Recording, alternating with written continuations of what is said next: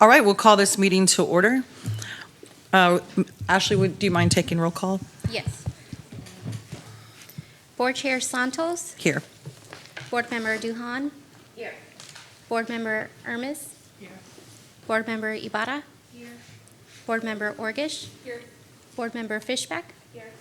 Board Member Ramirez. Here. All right. This meeting was called to order at 6:01 on 9/30/24. We'll do approval of the minutes. We'll consider approval of the Parks and Recreation Board August 26, 2024 meeting minutes. I move to accept the minutes as they are.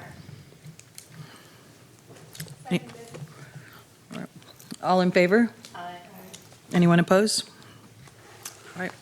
This is a citizen comment period with the Parks and Recreation Board. The Parks and Recreation Board welcomes comments from citizens early in the agenda of the Parks and Recreation Board meetings. Those wishing to speak are encouraged to sign in before the meeting begins.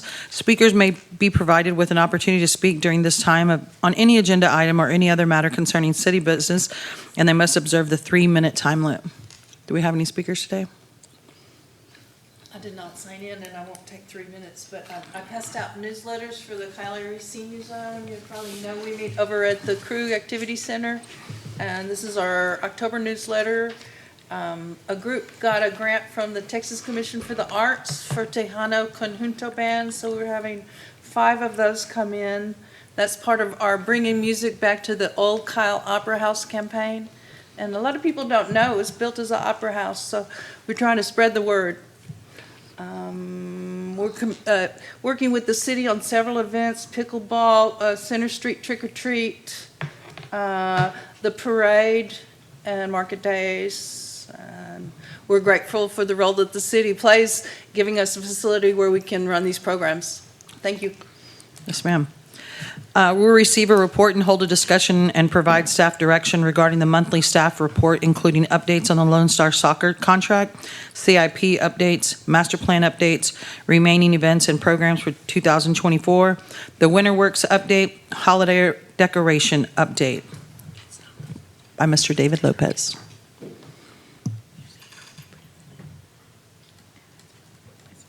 There we go. Good evening, Madam Chair and board members. My name is David Lopez. I'm the Director of Parks and Recreation for the City of Kyle. We're going to provide some updates to you guys on what's going on in the world of Parks and Recreation. I have a special guest with us here tonight, our consultant, Stan Tech, and we're going to kind of skip around. And Ashley, if you don't mind scrolling to the master plan updates, they're going to provide you guys an overview. We'll allow opportunity to ask questions as soon as they present, and then we'll get to the regular updates to allow our friends to head back down south to San Antonio. Paula, would you like to come up with you? Good afternoon. Thank you for having us. Like David said, my name is Paola Fernandez. We're with Stantec. I have Haley here with me. We're here to present you an update and where we are right now for the Parks, Recreation, and Open Space Master Plan.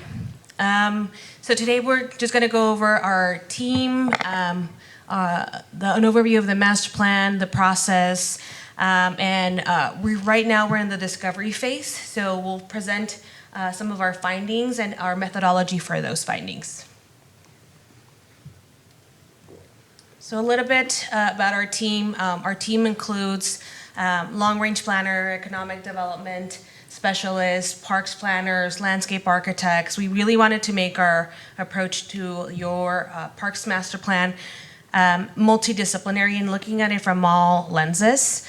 Thank you. Why plan for a parks master plan? I mean, as you know, we want to increase the quality of life of our communities, and a parks master plan is one of the best ways to do that. Parks and open spaces are common grounds where we all come together regardless of where we are, who we are, and what we look like. So our parks master plan is going to start looking at existing facilities, programming. We're going to look at the system as a whole. We're also going to dive into the organization, staffing, and I'll go a little bit deeper into what does that look like from an assessment level. But really look at what you have now, but then also envision what your public spaces, parks master plan, parks, recreation, open spaces will look like in the next 10 to 20 years. And then identifying what are some of those catalyst parks or spaces that can really start driving this improved parks spaces. We do have a video there, but I don't believe it'll play from the PDF, which is fine. It just kind of reinforces what I just said in a very much more illustrative way with better pictures. But yeah, some of the benefits that parks master plans and this park master plan will try to achieve is to increase societal benefits like quality of life, human health benefits, economic benefits, and environmental benefits. So like I said, looking at the parks master plan from all lenses, not just saying, here's a park, let's put this here, right? What does that really mean to Kyle? We've divided this process into 4 phases. Discovery phase, which is where we will learn where you are, what you have, what are those assets. We'll have a visioning phase where we'll imagine with you, residents of Kyle, what the future of Kyle looks like. And then we'll go back and take all of what we've learned and start drafting and envisioning what does that look like, come back to you and say, here's what you have, here's what you came up with, what do you think? And then come back and reassess and then provide a final plan. So the first phase, which is where we are right now, we had a kickoff with staff, we did site visits, we started some of that data gathering, looking at your system through the numbers, right? So standard, all of your benchmarking. We started creating a public engagement plan for you. It was created specifically for your community. We want to make sure that everyone is heard. So we will have public workshops, pop-ups, meeting you where you gather. We don't want to just have you all to meet us, right? We also want to meet you. You'll see in the next Kyle newsletter an invitation to the survey. We'll also share that with you. We'll have a public survey. Just again, gathering as much feedback as we want, as we need, sorry. Our process is not just looking at your data and saying what you need, is asking you, right? The experts in your community are you. So part of that assessment will include a very, very robust community engagement process with active feedback loops, like I mentioned before, listening, learning, drafting, coming back. Our second phase will be, or our second, third phases will be just that drafting modes. This is a little bit of a timeline of the next few months. Our final deliverable is expected to be delivered in March. That is the final plan. But we'll come back and share with you what we learned with the community, just kind of keeping you updated on what has been happening. We'll also send invitations to all of our public workshops so you can share it with your community members as well. So just a little bit of a breakdown of our timeline. Yes, so this is where we are right now. Like I said, we're on the discovery and existing conditions phase. So we began mapping what your existing parks system looks like. We're looking at everything from parks, trails, open spaces, programming. We have 22 parks, 548 acres. We started mapping any property or any facility that your parks department owns. A lot of those in the map are designated but still needs development. So then we're going to start looking at all of your parks, identifying the existing conditions and what the future can look like for those. Part of our assessment, like I mentioned, is our methodology of needs assessment. So we look at your park's open space system in 5 different lenses. Standard base, which is where we measure Kyle to benchmarks, nationwide benchmarks by the NRPA standards, Trust for Public Lands, and then your peer cities. So kind of measuring where you are based on your standards. We measure that standards based on your population and your projection of growth. We also look at your equity-based assessment, which is looking at how to make sure that there's equitable access to these facilities. We look at access space, how do you get to those? And where are those barriers to remove that? We look at health index, and then the last one is the demand base. So that's the one that we haven't started yet because that will be part of the community engagement process. So where we have here, we've already started looking at your existing facilities. This is part of that standard-based assessment. So looking at your facilities and comparing it to national standards based on your population. What we found is that there is a gap in every single one of the facilities offered, except on two, which is dog parks and splash pads. So we don't have to worry about that for the foreseeable future.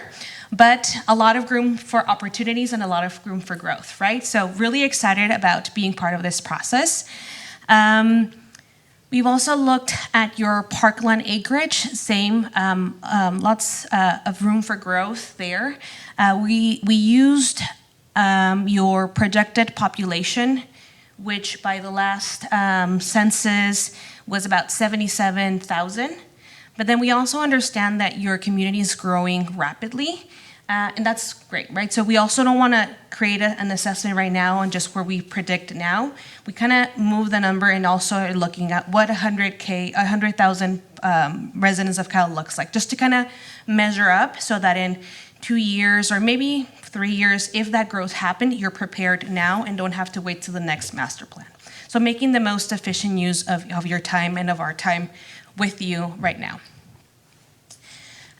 Like I mentioned, we're, aside from looking at facilities and like the built environment of your park system, we're also looking at your organization. So looking at budget that the department has to operate. We're looking at their organizational structure. So looking at all of those full-time employees. How do we prepare this team to take this master plan and really be able to implement and create that vision that we create together into reality? So looking at those staffing, budget, and yeah, so this is the next couple of maps will show those other lenses of the needs assessment, and Haley's gonna go over and share what we've learned so far.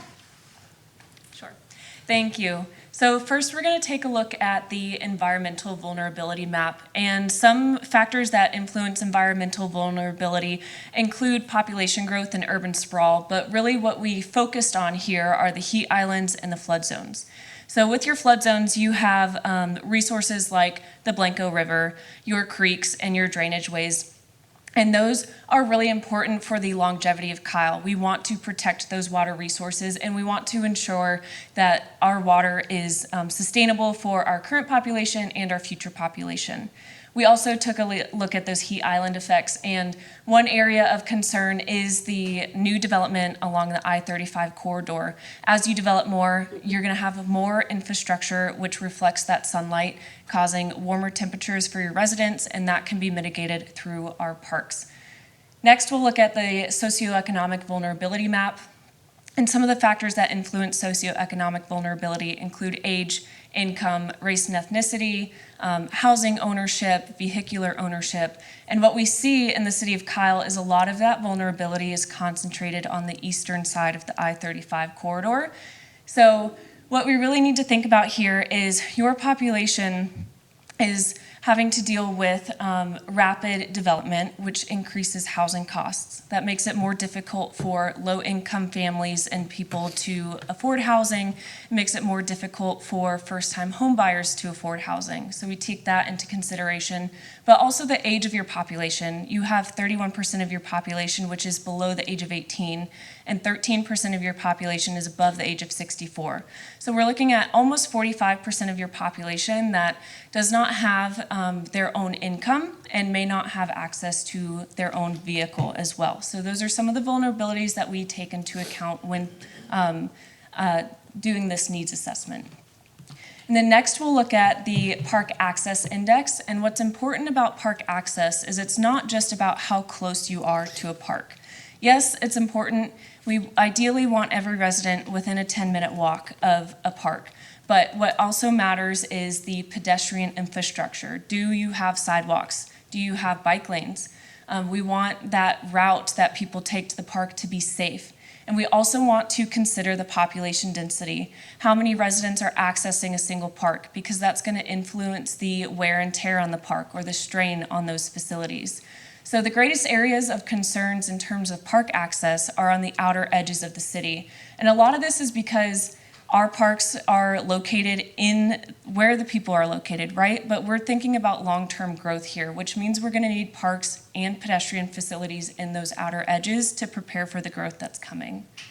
Finally, we're going to look at the health index of your community. And to consider health index, we look at disabilities, obesity, respiratory disease, and heart disease. And the greatest area of concern here is the residential area located at the intersection of Amberwood Street and I-35. Now, what's unique about this particular residential area is that it's disconnected from the rest of Kyle.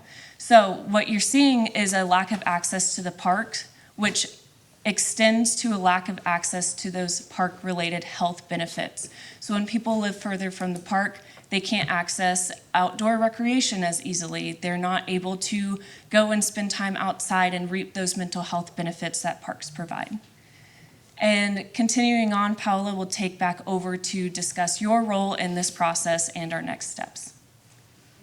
Thank you, Ailey. Yes, go ahead. How did you find out that that's a pocket of, like, health that is less than the rest of, like, what? So what are you using to find that information? Great question. Protected Yes, health information. so we, our existing, our needs assessment pulls data from census data, it's just data that is accessible to us, mostly is census data.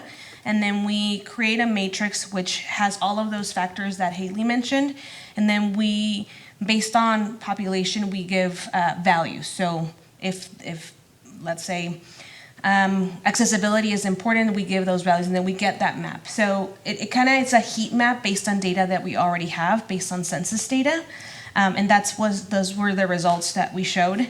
I think for me, when I saw that initially, was seeing that darker bubble in the southern western side, knowing that there's no development there. So we joked and said, oh, that's 1%. It has all of these factors, right? But it as Haley mentioned, is also connecting.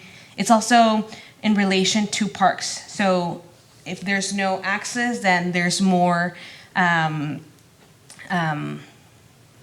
it's more prone to have, population in that area are more prone to have health issues. So this might not be like we know specific numbers, but rather we're extrapolating and guessing? No, On it what is, those numbers but are? it also, I've filled out a census and I don't tell the census if I have heart disease. it's pulling most from health and, I'll double check on the health data, but most of it is pulled from census data. Can you go back to the map? Yes. Yeah. So also something that I wanted to mention, when we talk about this plan is a roadmap for the future, it's a roadmap for right now, right? For residents of Kyle right now. We know that all cities have growth or shrinkage of population, so this plan is meant to have a vision for both. But right now is a plan for Kyle residents and the future of those Kyle residents. Yes, Mr. Ramirez. There is a gym being built right in front of Amberwood. Was that taken into consideration? The data that was pulled was data from late 2023. So, Okay. yes. So there is a big gym being built in front of there. Right, so there's, Does that play any role in, well, they're not healthy because they don't have a park? I mean, it does, because once we start drafting the plan, we'll identify those future projects that will influence. It's just, this data is a snapshot in time from when it was created. So once we start getting into the development of the plan, and there's one map missing, which is combining all of these. So that is what we're going to call our priority area maps, which is going to take all of these maps, put them together, and then find those hotspots. And then we'll identify, based on knowing like the capital improvements project list and like knowing future plans for the city and saying, okay, maybe there's a huge hotspot here, but we know that there's a gym here, or we know that there's going to be improvements here, so then we can switch priorities to these other areas of the map. Okay, and I did see something else saying the home values are gonna go up. That means taxes are gonna go up. No, it just means that, parks do not dictate if home value is going to go up. It just shows that the closer you are to parks, there's more desire to be around parks, right? Like, I'm looking for a home with my family, and I want to make sure that I'm close to transit and I'm close to a park, right? And that's just me knowing that probably I'm going to be looking for a place that has those accessibility, but doesn't mean that a parks master plan is going to increase values of your property. The values of house going up, though, can scare people away. Yeah, we understand. Yeah, I see what you're saying. Can I ask a question to piggyback off of that? Yes. So for the socioeconomic slide, which is right before this, the east side of Kyle, right, is more, or One more. maybe the one before that. Yeah. So the east side of Kyle is more vulnerable, right, in comparison to the other parts of Kyle. If we put more resources over there, will they not be more vulnerable because property taxes inevitably are gonna go up? Like mine I live on the east side, I think they're gonna go up $1,300 to next year, right? So are we taking those kind of, that data into consideration here? Like, we have this group that we know is vulnerable and we wanna give them the things that they deserve, right? Because it should be equitable in nature. However, the flip side of that is, if we give them those things, then their property taxes can potentially go up. Like, are we taking that in consideration in our master plan to make sure that they don't, we're trying to make them less vulnerable, right? Yeah. And create more access and equitability. Are we taking that in consideration? Like, We don't want to price them out. we could potentially, in our strive of making them less vulnerable, create a gap. Yeah, no, I see what you're saying. I mean, if it helps in that area of the map, all of those, the higher concentration of existing facilities already exist there. It just, there's just a higher need of improvements there because Got it. most Okay. of those parks are just undeveloped. Yeah. But I do see, and maybe we can frame it when we're in the community engagement process to say that a parks master plan or improvements in parks are not necessarily going to shoot up the cost Yeah. of, or price you out.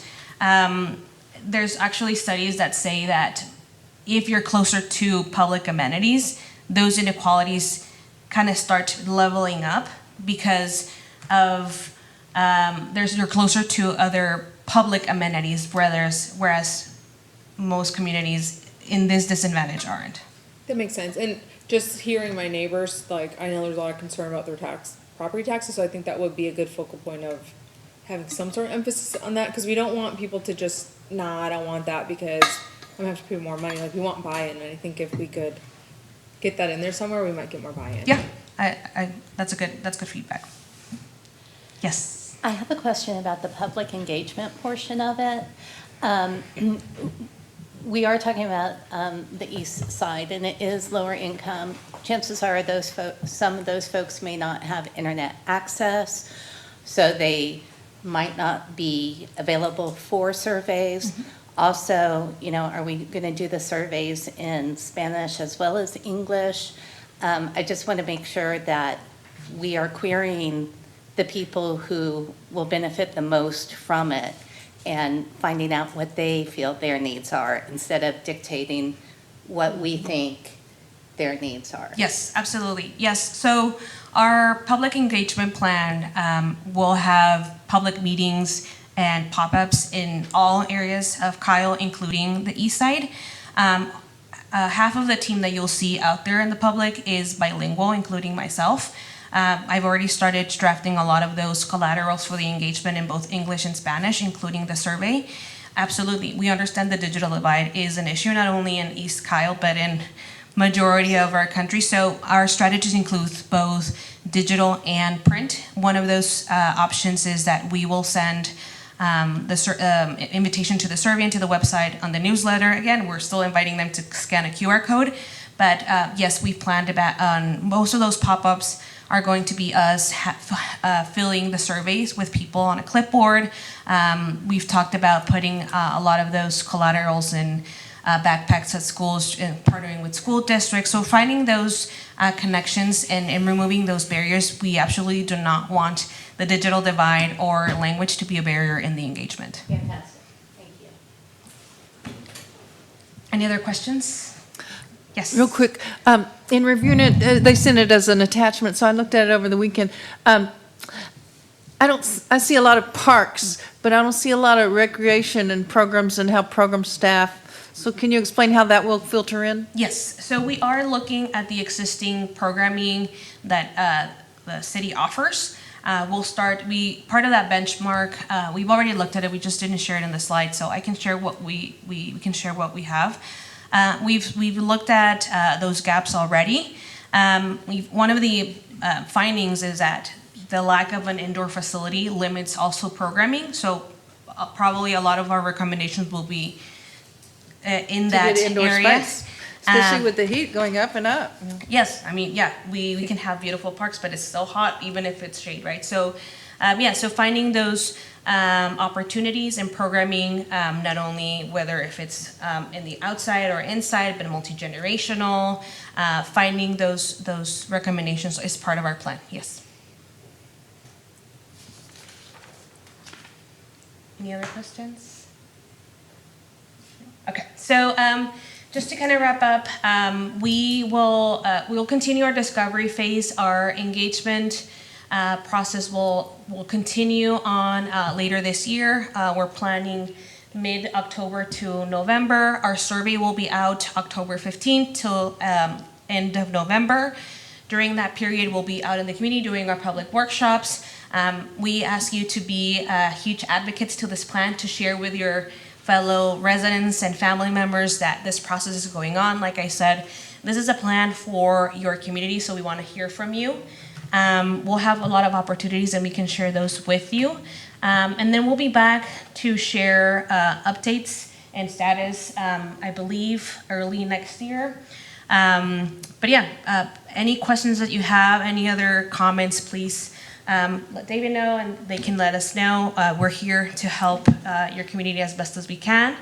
But yeah, this is a little bit of our next steps. Like I mentioned, our biggest milestone is that visioning engagement process. Would y'all be able to put together maybe some talking points for us? Absolutely, yeah, absolutely. And perhaps a copy of the survey before you go live? Yeah. We're going to be working through that as well. Yeah, we're crafting the survey as we speak, so we'll have that for launch on the 15th. Yeah, we can talk some talking points. Our website, it will be live in the next couple of weeks. We'll have more information there, but we can absolutely make sure to send you talking points, an FAQ to share. Any resources that you can share with your fellow residents would be amazing. Thank you. Thank you. Okay, now we'll go back to our general updates. Any questions for me regarding the master plan that you felt maybe? Okay. All right. Okay, just a quick overview. We're going to talk about the Lone Star soccer contract update. We're actually going to move that to the end of the presentation, but then we're going to go CIP updates. Master plan has already been taken care of. Events for 2024, we're going to also push to the end, and programs as well. Let's start off with the CIP, then we'll move into winter works and holiday decoration updates. Okay, next slide. There we go. All right, so with CIP, we have the Lake Kyle Fitness Court. If you all aren't familiar with that project, it's an outdoor fitness, like consolidated station. Actually, you guys just gave some recommendations on artwork, so I know you're familiar with it. But we're going to take those recommendations, we're going to package it up and deliver again to you all for consideration to ensure we're good with those updates and change the artwork that you all recommended before we take it to council. We hope to start construction on this project in December. We're going to have some assistance from Public Works, but we're moving along with that. The Plum Creek East Trail contract, it says October to council, but what that is we've got some bond money and some city match funds for Plum Creek East Trail, which is basically between Lake Kyle and Waterleaf Park. We've used some of that funding for like fitness station. The Trails Committee's been really involved in that, but we wanted to give you all a general update on it. So the fitness station and some equipment have already been taken out of that funding. And we've got, I think, 3.4 to 3.6 million left in funds. And we're like, hey, let's let's use that to build the trail itself, as opposed to supplementary items. Trails are expensive. We don't come across this kind of funding very often, and we've got a lot of soft surface trails throughout that area. We need access for everybody, and we need to connect neighborhoods. And so that's a lot of money. We can span that distance for the most part. There's some pieces of land that we don't currently own. So if we can't make those land acquisitions in time, there's like a development agreement, and we're owed some land, and we're working through that right now. But if we don't get those deals worked out as we're going through full design, we're going to have like turnaround nodes. So you still have the same, right now there's soft surface trail that's going to remain in place and run parallel with the paved trail, but we're going to design it all the way through, even if we've got to construct phases for it. So design's really expensive. Usually it's 10% of the overall construction costs. Going market rate for trail in the North Texas areas at least is about 1.5 million from anywhere from 10 to 12 foot paved multi-use path. And then you're running through riparian zones, you're running through very environmentally sensitive areas, and so you may have to armor an area of creek, for instance, so you prevent erosion. And I mean, the creeks move out, and there's geomorphology that's factored in. We've got to do soil studies, and we call geotechnical studies to soils, especially on the east side. You're going to hit a lot of clay. You're going to probably hit gray shale pretty early. And so we've got to make sure that we construct according to the soils that are there. So I just want you guys to know that it's costly, but we're moving through. We're taking 30% preliminary engineering report, which is completed, and we're going to now get a proposal back from the consultant to say, what is it going to take to get us from 30% design set or preliminary engineering report all the way to 100% construction plan sets that we can put out for bid. And so right now, we're waiting on the proposal to come back, so we should start design. Maybe take a design contract to council in maybe November, according to the timeline we're on now. Perhaps sooner. We could push and get it on the 15th, but that's a short turnaround time. Okay. Then we talked about the fitness station. I kind of touched on it briefly. I believe that's going to be at Bunton. Mariana, is that correct? At Bunton Trailhead. So there'll be like another centralized fitness station from a playground manufacturer called Burke. As we finalize the quote on that, we'll give you guys an update. But next we have the skate park. Something about that area. And Yes. This is just for your awareness. I meant to see if you send an email, but there's been an uptick in like crime in that particular area. So just for your awareness. At Bunton? Yes, and Okay. I think it's just kids screwing around. Okay. However, like I meant, the board of the Bunton Creek Park Reserve, it looks like someone might have damaged it. So just saying that for your guys' awareness, that there is an uptick of vandalism or whatever you want to call it in that particular area. And that Okay. fitness court's actually at Waterleaf. I didn't mean to shake my head, yes, but it's. Oh, it's water. Okay. But the bathroom is over by Bunton Creek, Correct. Yes. right? Mhm. Yeah, so just Correct. saying that for your awareness, there does appear to be uptick of like vandalism or crime or whatever you want to call it. Okay, in we'll that monitor area. that closely, and we've got Okay. one team that's assigned to abate graffiti as well, and so if we see vandalism, our service level agreement is to abate or at least respond to it within 24 hours of us receiving the report. If we see anything that's gang related, we also send it to PD before we abate so they can document and watch those trends. There's a lot of things we could do to enhance security if we feel like we need to, especially with their power being there now. Is if we need to install security cameras, and we'll monitor closely. Okay, skate park at Greg Clark Park. I think I'm going to give you guys more detail on that, so I'll save that for another report this evening. Post Oak Park restroom is now completed. The Park and Recreation building is actually going to go before council for consideration. There's two buildings that are actually going tomorrow night, and so we'll have some more updates after, not tomorrow, Wednesday night, but we'll have some more updates after Wednesday for you all. This is basically going to allow us to get some, basically decompress all of the folks we have housed at Lake Kyle and at the Veterans Parks building. So right now at the Veterans building, we have the beautification division comprised of about 18 members, and also for beautification, and then 22 members from the parks team. So that's a lot of strain on that building, and it's not really comfortable or effective or conducive for a work environment for the team. And so the beautification team would move over to one of these buildings under consideration for Wednesday night, at least for the city manager to begin pursuing a contract for that.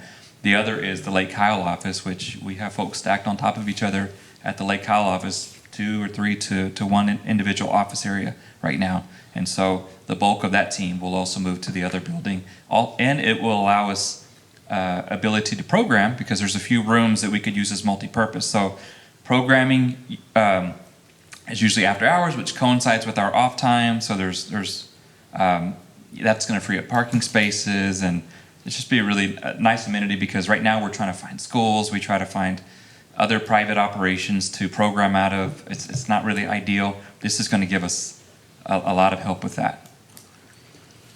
Okay, community garden, we cut the ribbon on that yesterday. We had a good turnout, maybe 60 plus people there, Mariana. So we were pretty proud, and everyone seemed to enjoy it.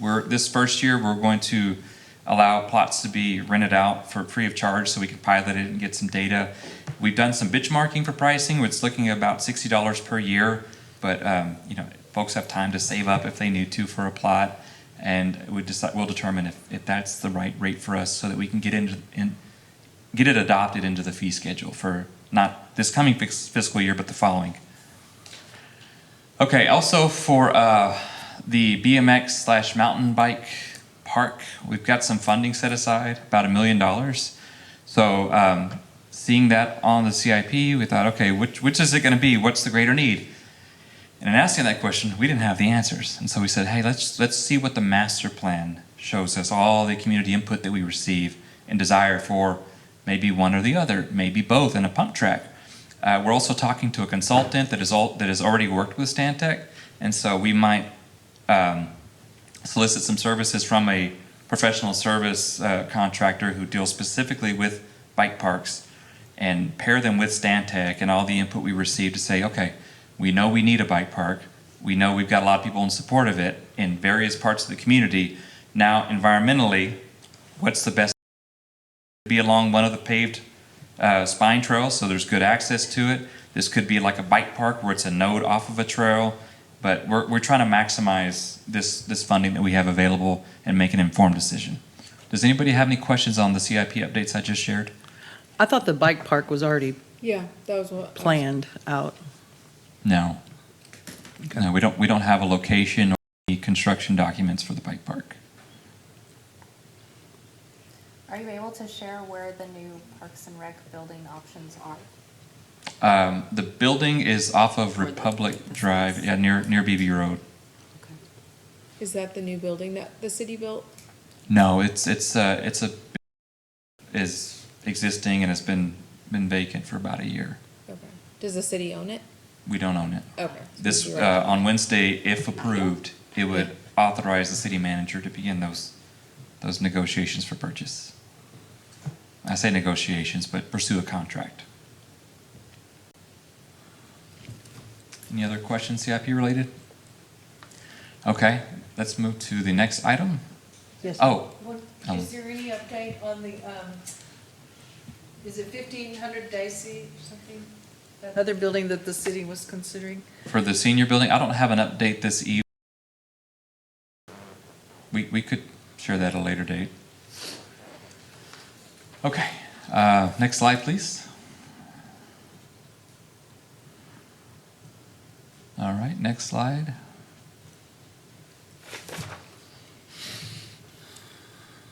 Okay, go back. I'm sorry. It wouldn't work. Okay, there we go.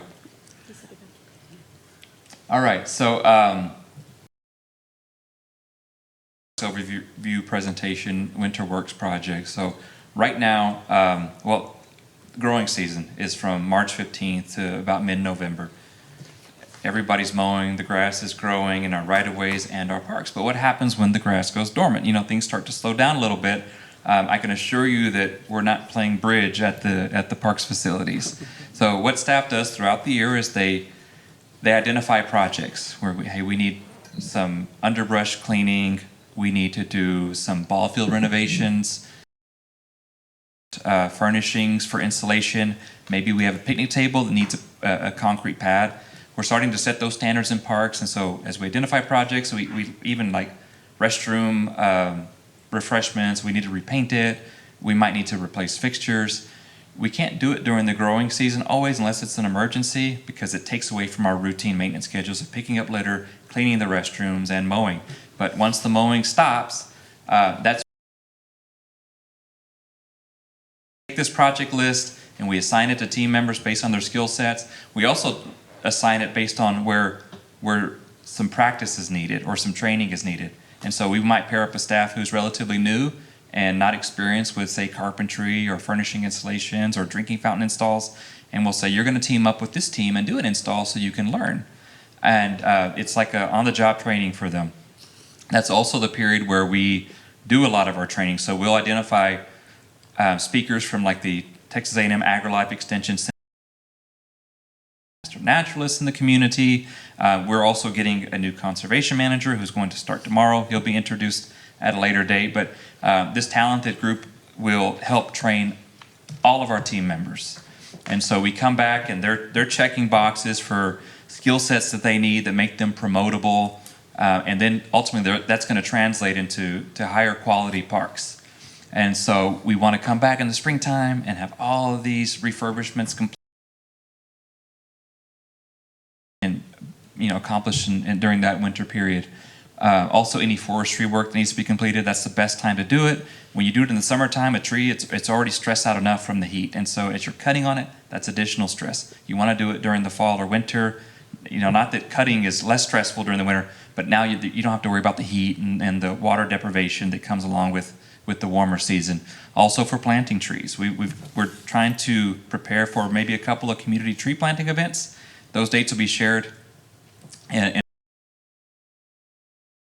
to do it. And so we've got 2 parks that we're looking at, and we're looking at sponsors to partner with us. So maybe anywhere from 20 to 50 trees per site. We'll make sure that the canopy is diverse so that if we're ever hit by a disease, we don't have this monoculture where it's going to wipe out all of the tree species. If it touches one, we still have trees there. We'll also stagger in some understory plantings so that as these trees mature, they're not encroaching into each other. So the understory plants trees don't mind it as much from neighbors. So it'll be very intentional. Community will be invited out to help us plant. Depending on how many participants or volunteers we get, we'll assign them to a tree. We'll have folks who are very knowledgeable in planting trees, like arborists, like urban biologists, giving a demo for the first tree, and then we'll commission our volunteer groups out to plant others. We might even partner with the kayak group and train them on how to plant trees so that they can serve as maybe like a junior arborist to teach others. So we're excited about all the winter work projects.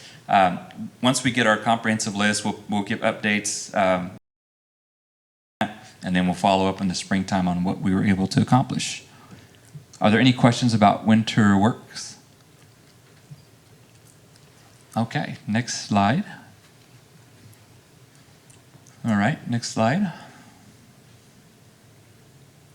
Okay, holiday decoration updates. We have a private firm. Mariana, what's the name of the firm that's been Artistic Holiday Design? There it is. I see it now.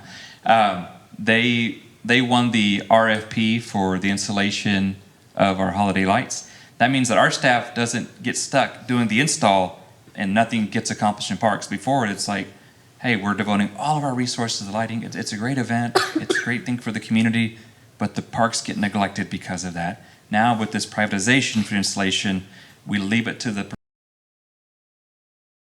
professionals can do what we need to do to take care of our parks. We are also going to be installing lights at some city corridors like 150, the bend just before Lehman Road. We've got where the banners are, the city banners. We're going to be installing banners and some lights there. We might not be able to get every single pole, but even if we get alternate poles, just due to power limitations, it's going to be a huge improvement. It's going to look really nice all the way through to Center Street and to Mary Kyle Hudson Park. We've got some new features that are going to be purchased and installed. Also, La Verde Park will go green for the Grinch Fest. We've got ample power there now thanks to our in-house electricians who, and actually that project's completed, so we're ready to go. So we're going to start purchasing now that the contract's been approved by council, and installation should begin, I believe, in November. We'll start setting those things up. So everything should look really nice for Christmas.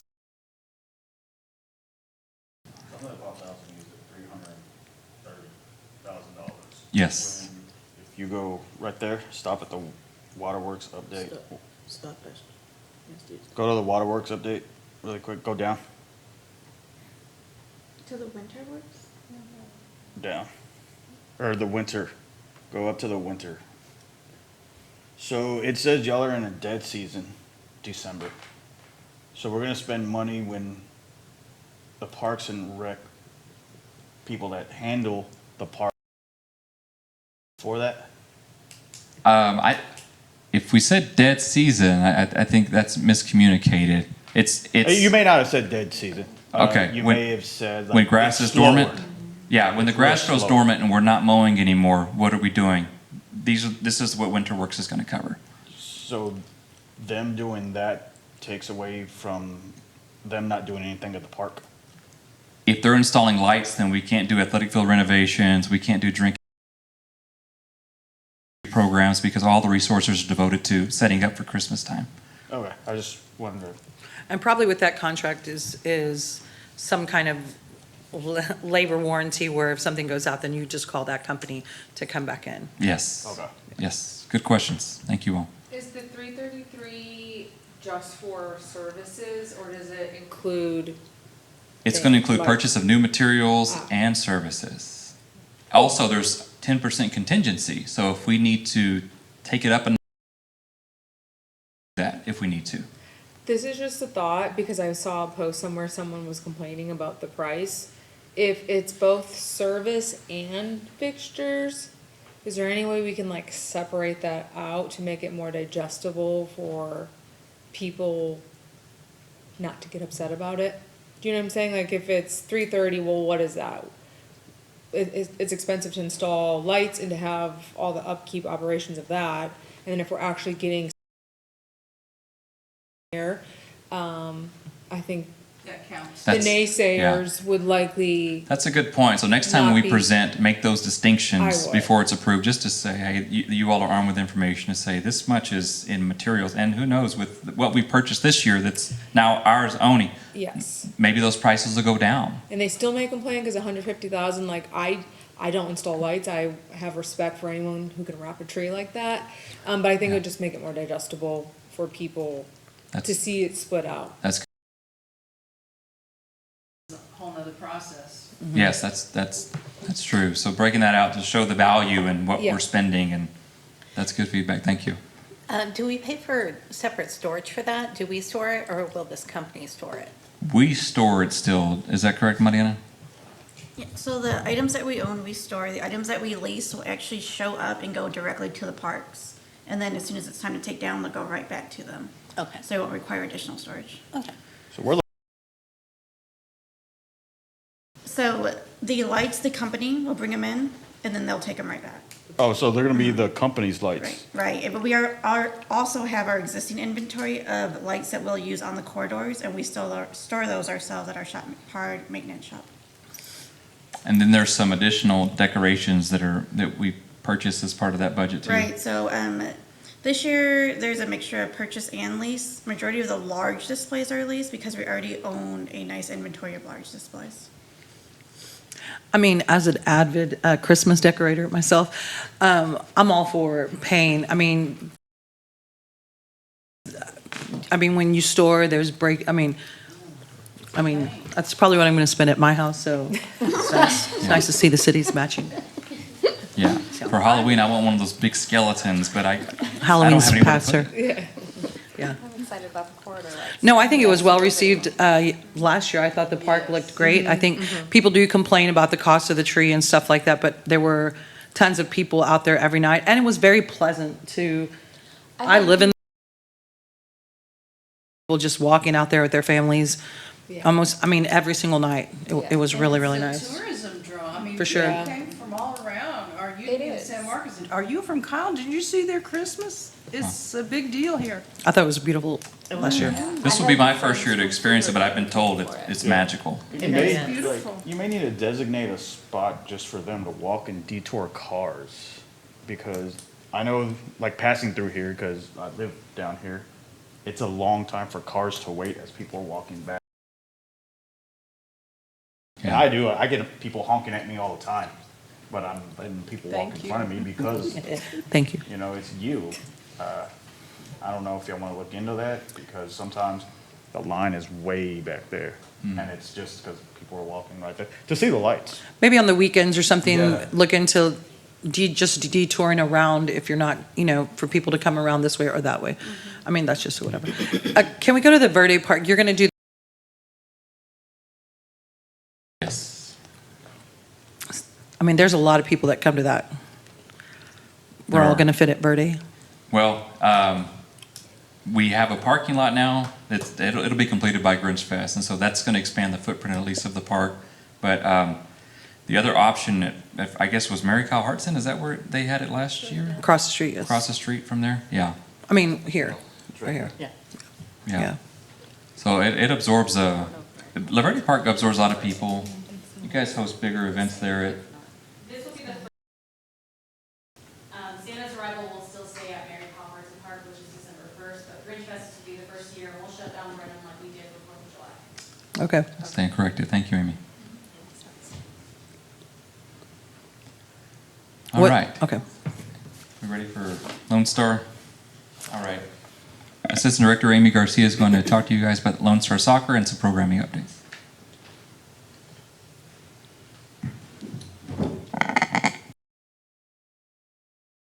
Meeting in August, Park Board asked for us to bring back the Lone Star contract. So we are currently still reviewing their contract, but we did have a meeting with them, and I have some updates for you guys, and then we'll bring more back to you guys in October.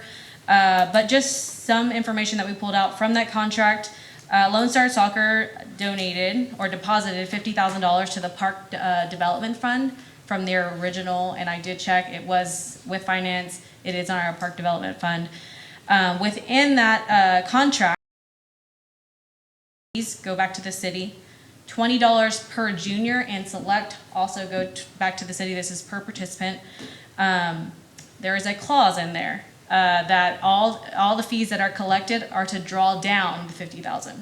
So that is something that we're also investigating a little bit further to see where we are financially, if they've met their threshold, or if we should, if we're going to continue to draw down that $50,000. And this is from 2019 to present day, is what we're. Contract went to 2029, so that's 50,000 over 10 years, so that's $5,000 a year, That's correct. which is way reasonable for Whoever did it at that time. This is the contract that was here well before any of us were here. So, For sure. We're just abiding by the contract that we currently have. And there's not any clause in the contract about, or like, that it can be revisited with, I don't know. It Termination can, so we needs- can, so that's a little bit more of a reason why we're,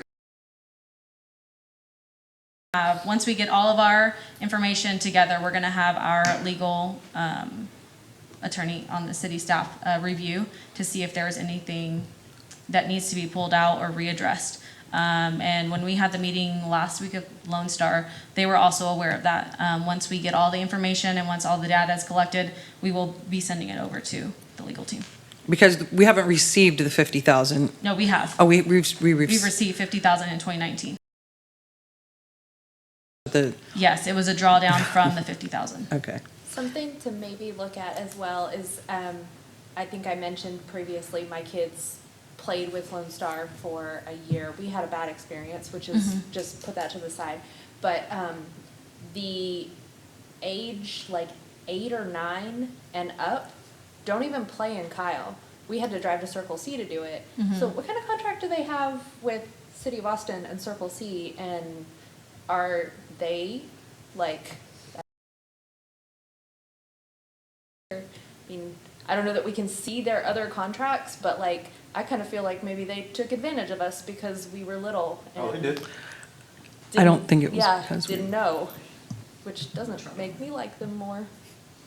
Yeah, so within that clause, we also see that it's non-exclusive. So we are also internally reviewing any programs that we can offer. So we have some things in the works that we're discussing with our recreation coordinator over at TRS coordinator. I appreciate that. Yep. Any other questions? Thank you. Sure. Okay.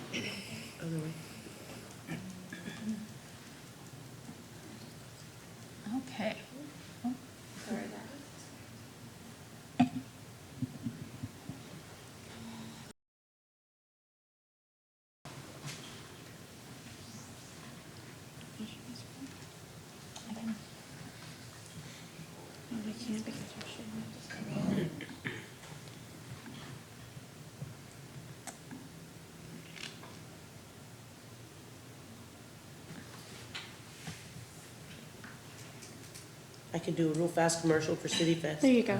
Yeah, let's do that. I'm gonna pull it The up on events are my. up there. It's a little. Oh, perfect. Okay, so upcoming events. One thing that's not on here. This was my fault, but tomorrow we start our our October festivities photo contest. So if you want to look online, it is under the fall activities, and it's free to enter. We are doing pet, costume, yard, and pumpkin decorating or carving. So they just submit the images, and then the email's on there to bcollins@cityofkyle.com. On October 3rd, this will be our first year doing the pumpkin carving at the park. So it's BYOP. We will be providing the carving tools and paint for anybody to come on out. We'll have the tables out there.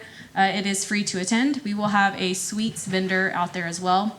On Saturday, we will be doing the adult fishing tournament at Lake Kyle, and registration is now closed for that event.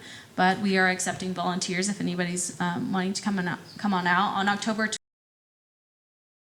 in partnership with the Kyle Market Days. So the Market Day will start at 8. The Founders Day Parade will start at 11 and go down Center Street. And I want to say we were at 39 participants registered for that Founders Day Parade. October 18th, we will be doing the Halloween movies in the park. We will be showing Hocus Pocus, and this will be at Lake Kyle. We will be expanding out that parking lot so we can accommodate more people out there as well. And then we all dark out there. October 19th, we will be doing the City Fest at La Verde Park. That will be going on between 2 p.m. and 6 p.m.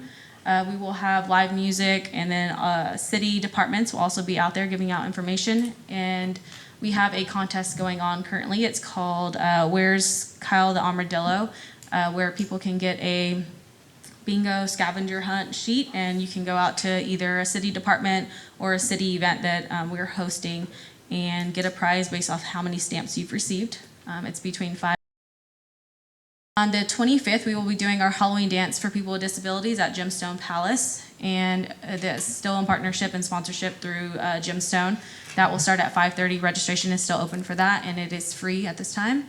October 26th, we will do our Center Street Trick or Treat here at Mary Kyle Arts and Park from 9 a.m. to 12 p.m. That's also free. We will be doing also a costume contest throughout the time, and we'll have over 40 music and a lot of vendors out there giving out candy to families. On November 8th, we'll do the fall themed skate night at Ash Pavilion. Registration will be opening if it is not already. And then on November 9th, Veterans Day Parade Market Day. Same thing, starting at 8 a.m. going till 1 p.m. and the parade starts at 11 o'clock. December 1st, we will bring in the tree lighting and Santa's Arrival, where we bring in. The event will begin at 4 p.m. and it will go till 9. December 2nd, we'll start the 25 days. That is also down at Mary Kyle Arts and Park, and we will be doing programming on Thursday, Friday, Saturday, and Sunday, but the lights will be on nightly. On December 7th, we will be doing the Grinch Fest at La Verde Park. I want to say that time frame is 2 to 6. No, later. Later. 5:30 to 5:30 to 9. Same I'm sorry thing. about that. 5:30 to 9, and it's all themed Grinch. But we will be closing for vendors and food vendors and normal vendors as well. And then December 11th, 10th, 11th, and 12th, we will do the Santa Rides in Kyle.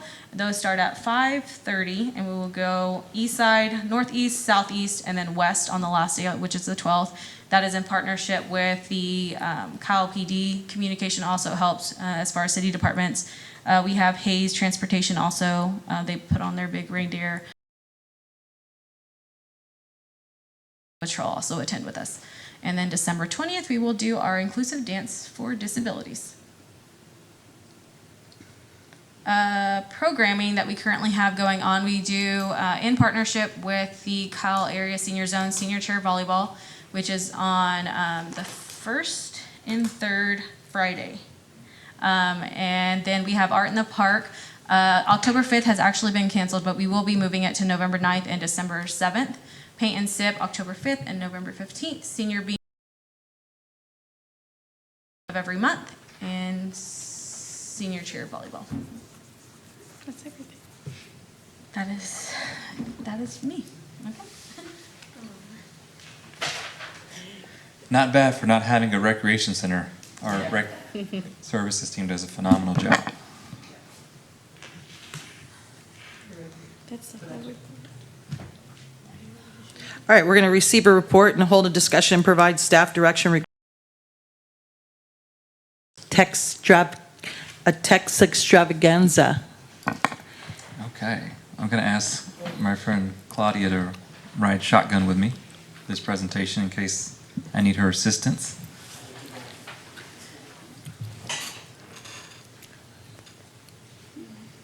Give us 1 second. It's a brand new program for us.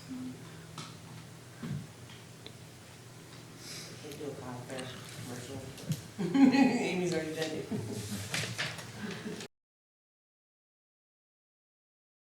Date nights, Friday nights are family fun, Saturdays are shopping Saturdays, and Sundays will be social media Sundays. Will y'all be bringing in like the picnic tables and stuff y'all did last year? I really, I can't get your charcuterie boards there, but, you know, we're working on- you can bring your own. yeah, And have your charcuterie yeah, board and a little design. mariachi or a violin would be We've got nice. some mariachi nights, Yeah. yes. Okay, here we go. Back online. Okay, so I'm going to talk to you all about Kyle Fair 2025. So that's this coming May. A brief overview of this presentation is we're going to talk about the history, what we did well, what we could do better, and then we're going to talk about the improvements. We're going to go over the schedule for the event, just a very high-level overview of the schedule. We're going to talk about the budget and the future. You all to provide recommendations on that we could then take to council. Okay, so quick history. This is the third year for Kyle Fair. It's a free 3-day event. Historically, we say it's been the third weekend of May. We know there's been some concern about the temperature during that time, but the horse is out of the barn and we're moving towards the third week of May. This is a big production and it takes a long time to gear up, and it's almost as if as soon as May ends, you're already working on the next one. If you want to change the date to an earlier or time in fall, you've got to start concurrently, even with what we're doing right now. The location is Lake Kyle Park, and it features live music, vendors, contests, a gathering, cow gathering, VIP, and also a carnival experience. I learned about Kyle Fair. For Kyle, everyone's like, oh, that's the place where the Kyles gather. So this event has a lot of publicity, and I hear it's very beloved in our community. Okay, so let's start with the what we did well. So this is a free event to the community, huge production with a big budget, free to everybody, low barriers to entry. We had enhanced safety last year, so we added some fencing, we centralized the entrance, we had mounting patrol present. We had some good revenue sources and what we brought in for the F&B sales and the VIP sales. Nothing was perfect. We're going to talk about VIP a little more later, but overall, we think we did this. This was an improvement from the prior year. The team also added additional restrooms with air conditioning. Again, I remind you, it is hot, and restrooms are very important for a big event like this. And then the team transitioned from the fireworks into a drone show, which I understand was very successful and safer. Operational times of the carnival attractions, we're trying to get a better contract with some teeth in it so that the carnival operators don't have a lot of downtime. We understand that from last year, there were some lulls in the programming because of limited resources. So we're going to make sure we get the right vendor, with the right contract to say, hey, we've got to keep these carnival rides going and available throughout the event so that the kids always have something fun to do and they're not disappointed when they show up and they think they're going to have carnival rides to entertain them. We want to combat the Texas heat better. We're going to make this point ad nauseum. We know that's a big concern, and so also we're not wanting to allow food or drink. That has created some cannibalization with our own services and with the vendors when folks were allowed to bring their own food. There's not quality control when you're allowed to bring your own food. It's a free event to the community. We've got some ideas too, because you guys are probably thinking of water. We're going to talk more about that later. If you're not allowed to bring your own in, what are we going to do about water if we want to be safer? But the to us last year, and we had a dip in attendance from the prior year, and so we're going to talk about some ideas that we have to improve on that a little bit. Okay, so improvements. So again, getting some teeth into those carnival contracts. In combating Texas heat, we want to provide more shade structures at the site with 2 additional 20 by 40 tents. We want to provide free water, an abundance of water. If you need water, you don't have to worry about buying it. You don't have to worry about bringing it yourself. We're going to have it refrigerated. And we want to add some misting fans throughout the footprint of the site to keep people cool. So there's going to be a lot of retrieval from the heat that we're going to offer in the May event. Again, not allowing outside food or drinks for the reasons I mentioned previously. And for the Kyles, so we still want to celebrate the Kyles. We still want to do a lot of Kyle programming, be very inviting so they continue to show up and they get excited about it and we highlight them. It's also their day. But we don't want to do the Guinness attempt this year. That 1,000 to bring in everything that's required for this Guinness record event.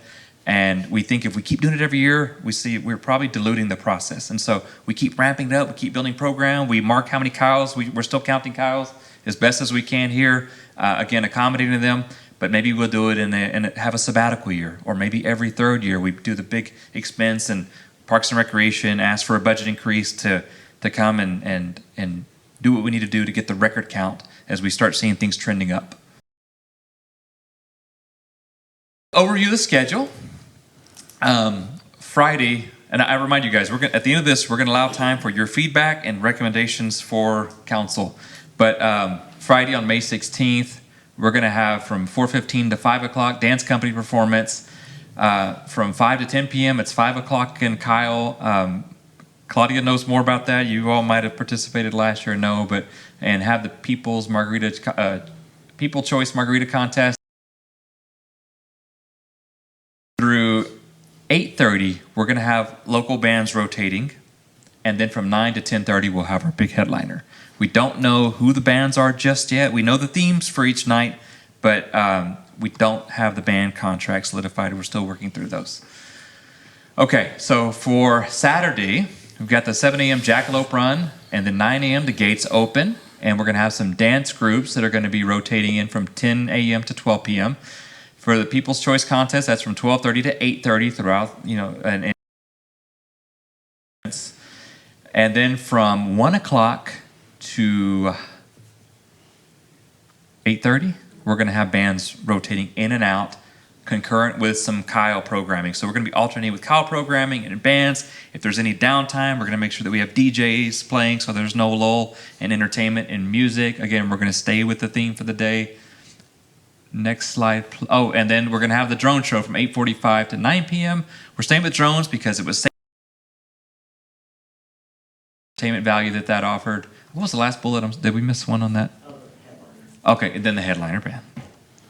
Okay. Sunday, 12 p.m. we open the gates. Contest winners are announced, and then we have bands rotating in and out from 1 p.m. to 6 p.m. Again, looking for feedback. Some of this stuff is still flexible. We can take recommendations on. Some things we can't put the toothpaste back in the tube. But we're also going to talk about $314,000 for this event that's free to the community and brings a lot of publicity to our city. But last year we went over budget like $100,000, and that had to be pulled from operational funding. And so with cutting back the Guinness cost, and we had a second stage that we didn't really use, We felt like there was a lot of downtime with bands, and so there was just a waste of money for us to have a second stage. So that was a value engineering that we felt wouldn't affect the value of the program overall. And then around, we're going to make sure we stay tight with the schedule. So we're rotating in and out. Again, any downtime, we've got DJs, and that brings us back into budget. Okay, for the future of Kyle Fair, we may want to bring back, this is just maybe staff recommendations. We're going to take board feedback, but thinking maybe get us back in 2027, maybe ask for a budget amendment, a one-time budget amendment for that year as the lead up. Increase the VIP area for better cost recovery. With VIP, we want it to be, most of the time, we're not making a ton of profit off this. This is just a pass-through cost, but we don't want to lose money off of the VIP either. So we want to change that model because we felt like we were losing out and not providing the best experience. There was some blocking of the VIP area from the stage with some other setups. So we're going to make sure that this footprint is very user-friendly. And then possibly a recommendation to move the event to the fall. Again, right now with private, for us to maybe host an event in the November month when we're not competing with a ton of other major events. Okay, and we're seeking recommendations from you all, so I'll take any questions or feedback that you have at this time. The first thing that I noticed, and I guess I'm showing my age, but the headliner at 9, like, I think it's supposed to be a family event. If I'm bringing my kids, I'm not gonna stay for a headliner at 9. Like, that's late. Spending the most money on band-wise is a headliner, right? Like, that's who actually gets the majority of the budget. But I think people will leave before then. Yeah, and Board Member Fishback, that might be, kind of considering that if we move things back, do we move the event back or do we shave back some? Do you have recommendations on maybe reducing some programming? To me, I would sandwich the headliner, like bands, headliner, bands. So maybe have the headliner show up early instead of at the end of the event? I mean, maybe, I don't know. Am I just old? Do I just I go think to you're sleep old. earlier? Like, No. I don't know. You're old. No, I'm just kidding. We're all old. But it's kind of weird to change a headliner because everywhere you go, the headliner comes on last, right? Yeah. And I'm just saying that. No, But I was I thinking on do. that, like kind of where she was going with that is like maybe Sunday, having Sunday be your family day where this time frame or this day, like, because Sunday, do a lot of people usually go out there on Sunday for the last bit of it?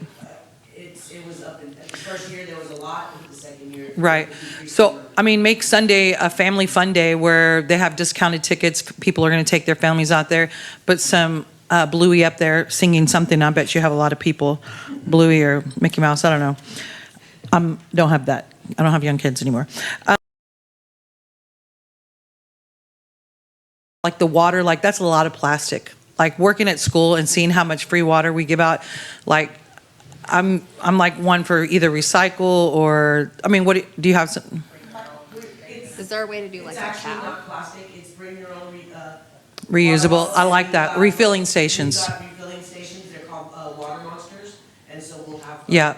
Them throughout. I like that. One of my thoughts was that we create a commemorative water bottle that people could purchase. Ooh, nice.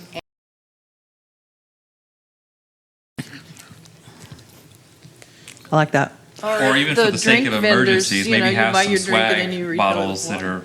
are reusable that we could even possibly give away if folks forgot to bring a bottle. We're going to sell it. No, I'm just kidding. I had a quick thing back to the headliner. The word on the street was that y'all paid $40,000 for the headliner, and that he's sort of a redneck, and maybe we shouldn't be promoting that kind of lifestyle. I don't think you're supposed to say redneck on the mic.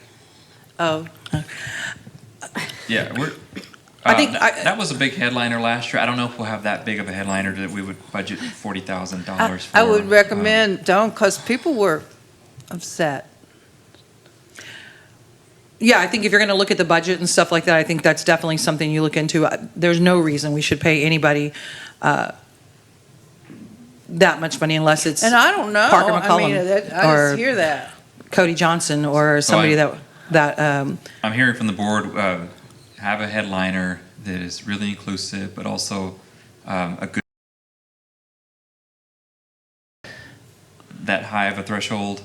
And Right. maybe at 8 instead of 9:30. 8:30 or 9.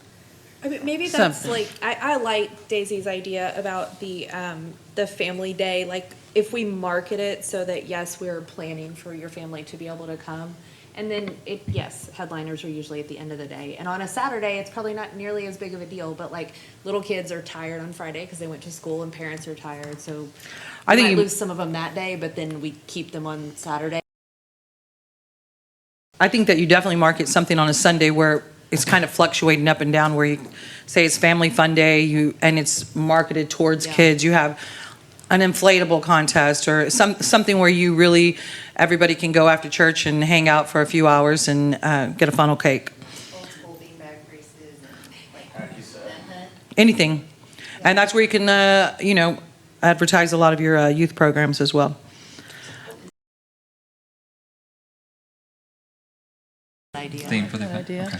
You keep, I'm sorry, go ahead. Will Parks and Rec have a booth there that, have somebody that mans a booth that talks about that talks about the programs, that talks about what is coming up?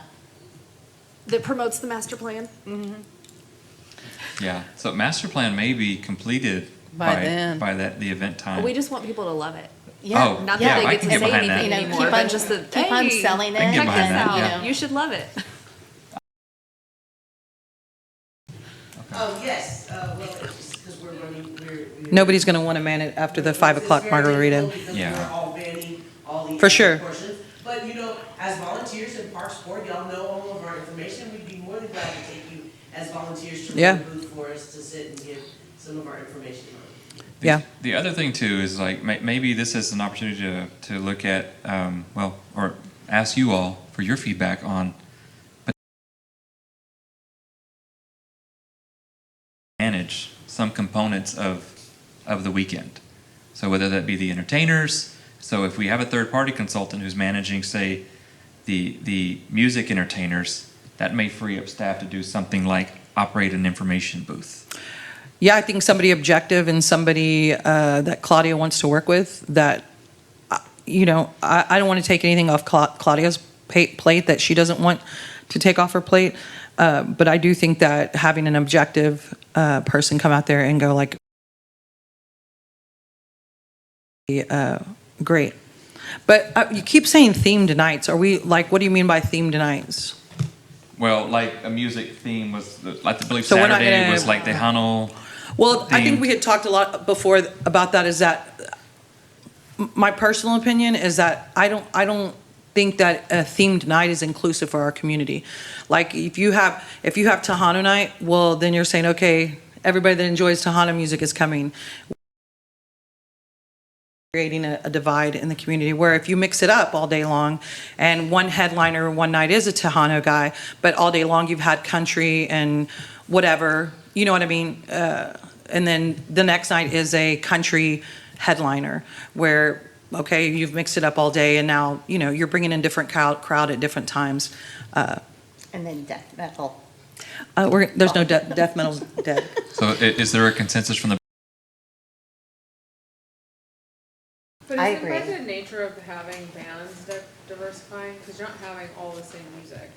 And music in general is a very specific thing, right? So you're never not going to be all-inclusive because music is very specific to whatever genre they're singing to.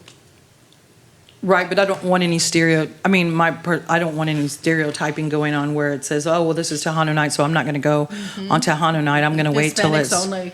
I'm going to wait till people to go out there every day. Like if there's somebody playing on Friday night that I'd like to go see for a couple of hours, I'd go out there, Thursday night, Friday night, and then go, hey, but Cody Johnson's doing the headline. I know he's not going to be 40,000, but still.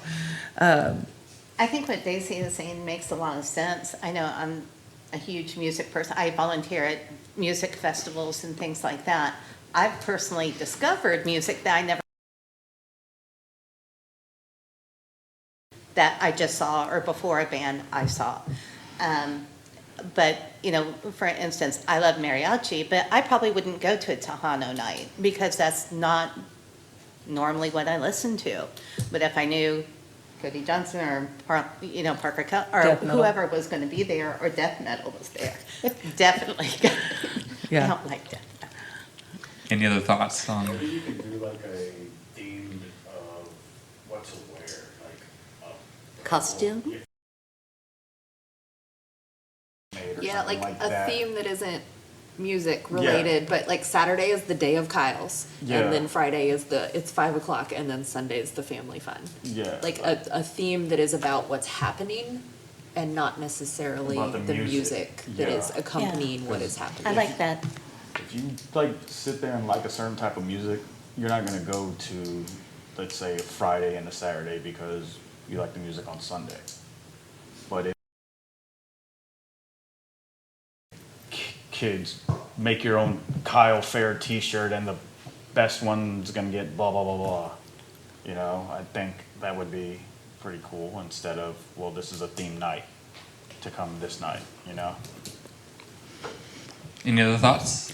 I did have one more. Sorry. Yep, still have ink.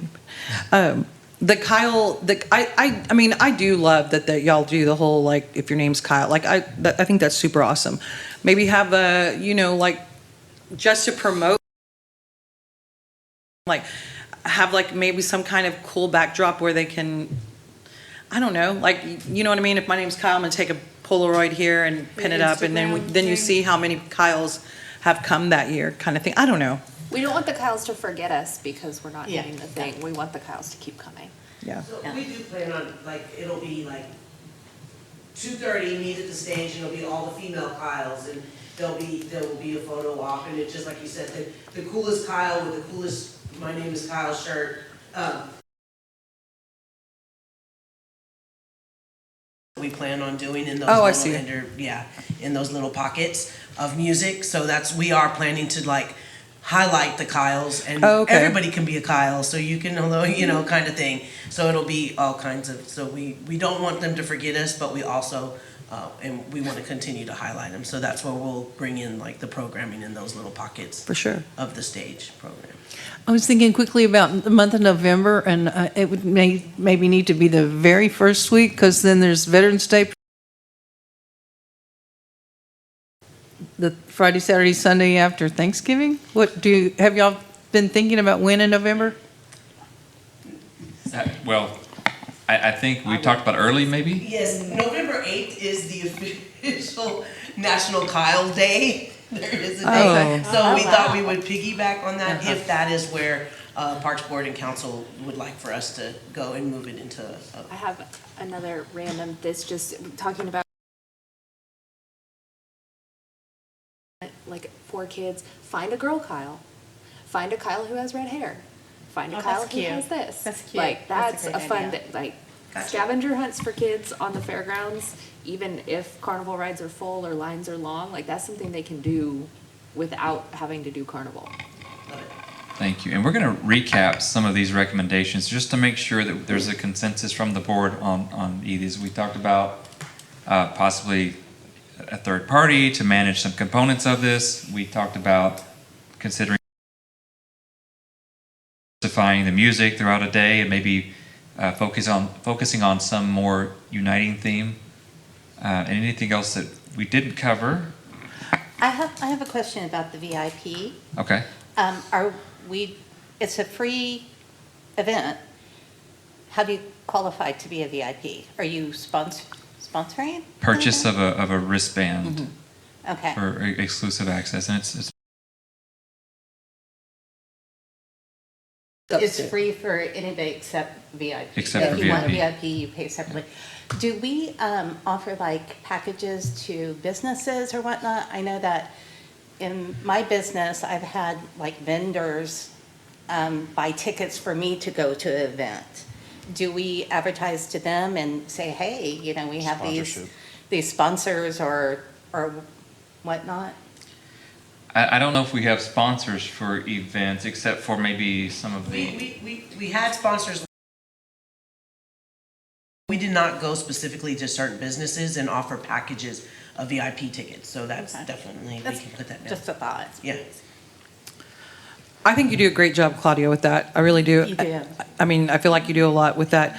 I don't, I mean, it's always fun to go like, hey, we want it when it's cool. I want everything when it's cool outside, but we live in Texas, so I think that moving it is harder than it's easy for us to go, hey, let's move it to November.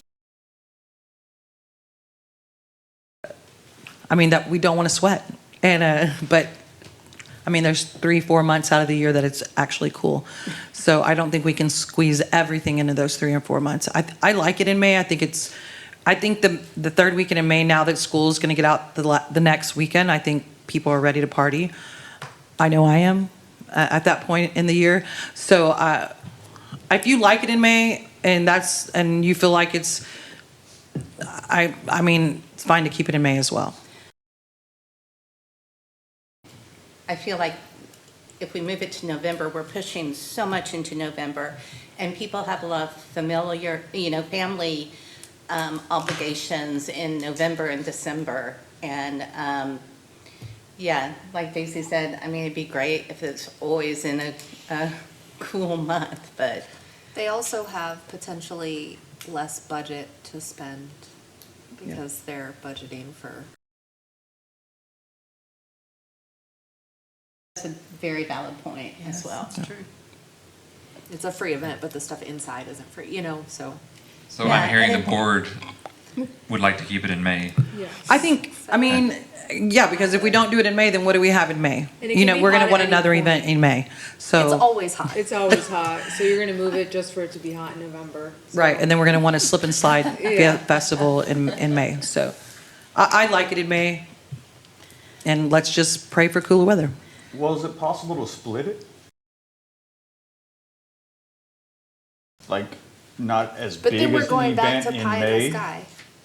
Like, And then, we had to, and we made them one, like, Yeah, 'Cause we had Pie in the it's a Sky big, and it's a big Tex-Travaganza. production for staff, like, I mean, even if we were to move it to November, we didn't want to say this before because didn't want to sway what your thoughts were, but it's, for us to do something in November without skipping an entire year, to say, shoot for November 2026, huge production, like, we'd have to prepare for that November and May concurrently. So People I only don't like May because of the heat. That's the only reason. So, I mean, just wear extra deodorant and, I mean, like, pray for the best. Misters. And it's not The impossible for us misters to and do the it, water but it monsters is, will help. it is a big production. No, it's fine. Well, I think that, there are ways that we can mitigate, like the misters and the tents. Water activities, I don't know, water balloons. I don't- Jello wrestling. Maybe. Get sticky. Jello will David? melt in the heat. Want to give it a It's gotta go? be pudding. I don't think that's board consensus. Yeah. Okay. Just one extra restroom, easy. One extra restroom. There's just a long line for the ladies' room, Thank you.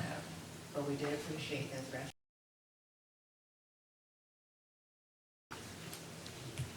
All right, any other feedback? Okay, so another, you want to give a recap, Claudia, to make sure we've got, I've got, so for sure, we've got that we want to stay in May. We need to combat the heat and work on that with the more misters, more water, and more restrooms. We've got some youth programming ideas for the Kyle scavenger hunt. We talked about moving headliners, but a little bit more Diverse. diverse, yes. Let's see, discount Sundays and having a family-themed Sunday. I mean, and that's what you get with the carnival the carnies about, right? Because, like, I mean, you know what I'm talking about. At the rodeo, they have like, and it's always a day that you really can't go, but it's like Yes. Thursdays, it's half-price tickets. So, I mean, I'm willing to get out there and spend some money, entertain a couple kids. And then maybe look into having a commemorative water bottle for sale for our patrons. And then we'd like to see her try as a goal to have a PARD booth to be able to talk about our programming, Parks and Recreation booth for the department. And then I guess one of my questions is about staffing or third-party vendor bringing that in. Did y'all get?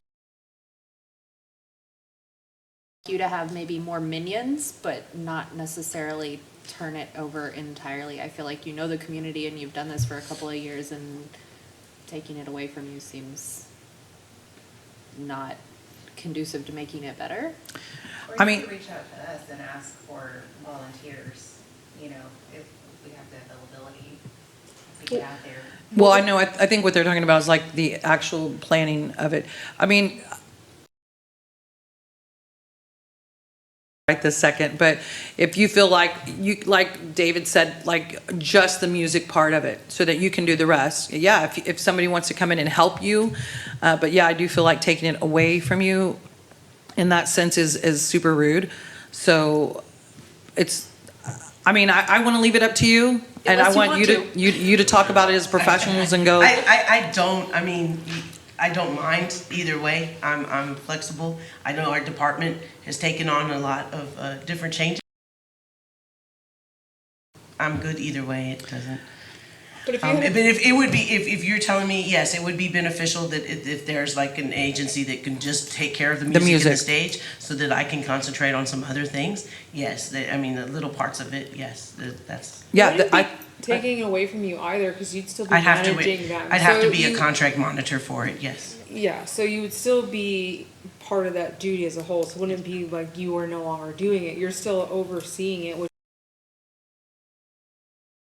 if you will, or however you wanna use that word to, on what they're doing. Yeah, I would still have to be the contract monitor of it, yeah. But I do think like if they just took the music where it's totally objective away from, in, you know, where the budget and everything goes through David and you or whoever, that where it's, you know, why are we paying that much for this guy when we can get this other guy who's way more popular for, you know, half or a fourth of the price? And a company might have better, like, leverage Mhm. to use. Okay. It might take a little shopping around, you know. Also, Claudia tells me that some entertainers, they expect to be treated a certain way and managed a certain way. They have handlers, so to speak, and so a third party may be able to manage that better than we could. And it'd be just like privatization of, if we were to, say, go to contract mowing. Staff still has to oversee the contracts. We still have to be ready to move in should something go. Building these contracts in the best way that makes sense for us. We don't want to consider this if it's going to be a dip in service or an increase in costs without any benefit to it. So I just wanted to know your thoughts on that possibility. I'm all for it. There might be an opportunity, you know, no offense to anybody in Parks and Recs, but if there's somebody who works in the music industry, they may be able to get a headliner that we wouldn't think of or. So I'm all for it. And if it takes something off Claudia's plate so that she feels that she can do a better job of managing it as a whole, then let's take it off Claudia's plate. And this would be a consideration for 2026. We're too far behind the 8 ball for 2025, but this is just, now we're talking about future.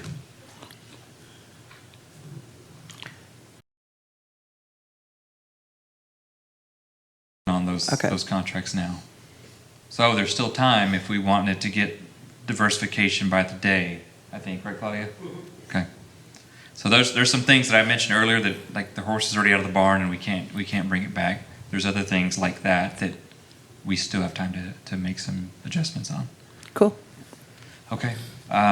Is everybody comfortable with what Claudia had reiterated from the board? That's what we'll retool the council presentation tomorrow morning. I'll take Claudia's feedback and. All right. Appreciate it. All right, we're going to receive a report and hold a discussion, provide staff direction regarding the 2025 James Adkins Pool Aquatic schedule. And Assistant Director Garcia is going to deliver that presentation. Right.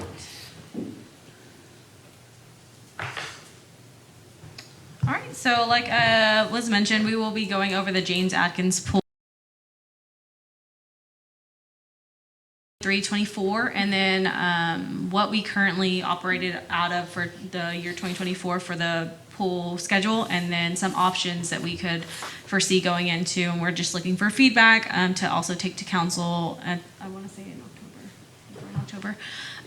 So first up, so the pool has been opening from Memorial Day weekend, and it closes on Labor Day weekend.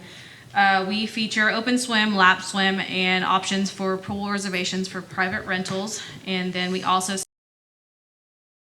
Cuda swim team. And then we were also offering swim lessons to the community. We brought that back this year from pre-COVID time. The next one, this is going to go over just a brief overview of the budget report for the James Adkins pool. So seasonal wages, we spent about $146,000 for the season. Revenue that we brought in was about $29,000, estimated $29,000 for open swim, and you see the breakdown. Swim lessons we brought in about $9,200, and then pool reservations about $15,000. You'll see on the next one attendance. So we had lap swim at 49 participants, and that was operating on from 8 to 9 daily from Tuesday, Thursday, and Friday. And then swim lessons, we had about 1,400 attendees, and then open swim about 9,500 as an estimate. And you'll see on the right side there, that was our schedule for this year. Closed for pool maintenance, and then we were offering swim lessons and lap swim.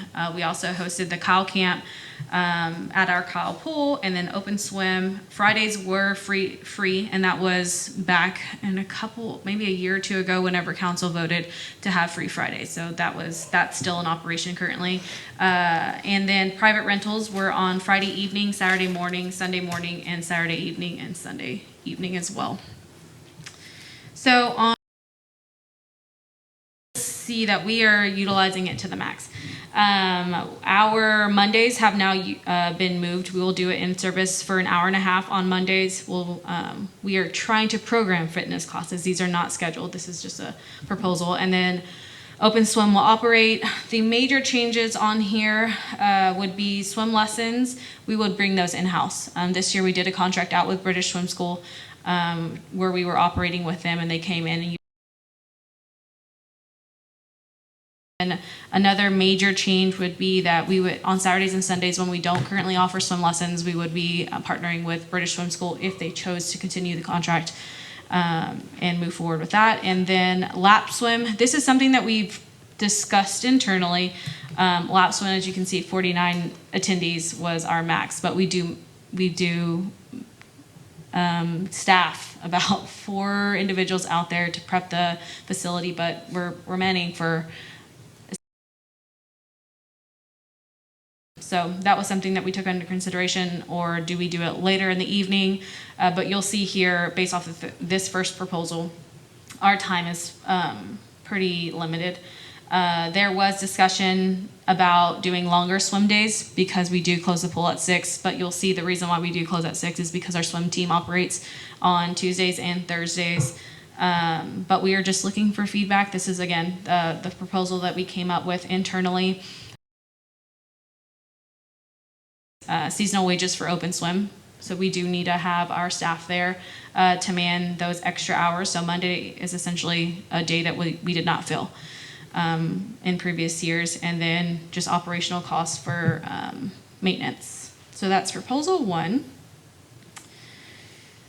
This is a proposal 2. This, again, we were asked to bring back some options for longer open swim times. And so you will see here that open swim now goes on Mondays, Wednesdays, and Thursdays. It was going until 8 p.m. But if you remember option, we were doing swim lessons and swim team during those Thursday slots. So we would essentially be removing swim team and swim lesson time slots, and then but they also get the option of swimming till 8 p.m. and then we would also with the possibility of removing pool reservations on Fridays for a longer open swim time. And then that was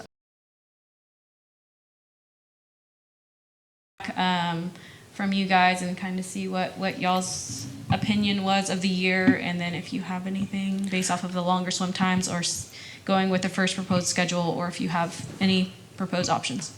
Do you mind going back to the slide that, the second option right there? I mean, because your private rentals make the most money, right? Our open swim actually, 28,000, where pool reservations were 15, but they. I mean, because your open swim's making more money right now because it's available more. I mean, I don't want to take away from open swim. Let me look at this. What's the age group of the swim team? I want to say 12 to 17, but I could be wrong. You may get more people to come. 9.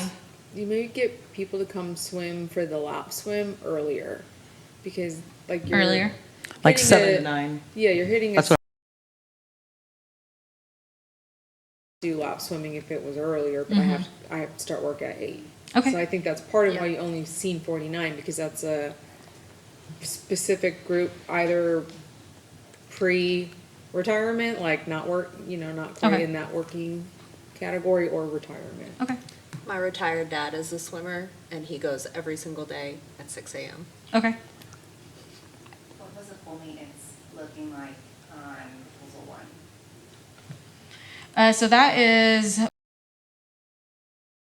have a few extra maintenance days with our pool, but that is to get repaired in the off season. So in the next coming months, where we will be repairing the median laterals in the pool. So it was a lot of the backwash and keeping up. It has to be a daily maintenance, especially with the sensitivity of our pumps.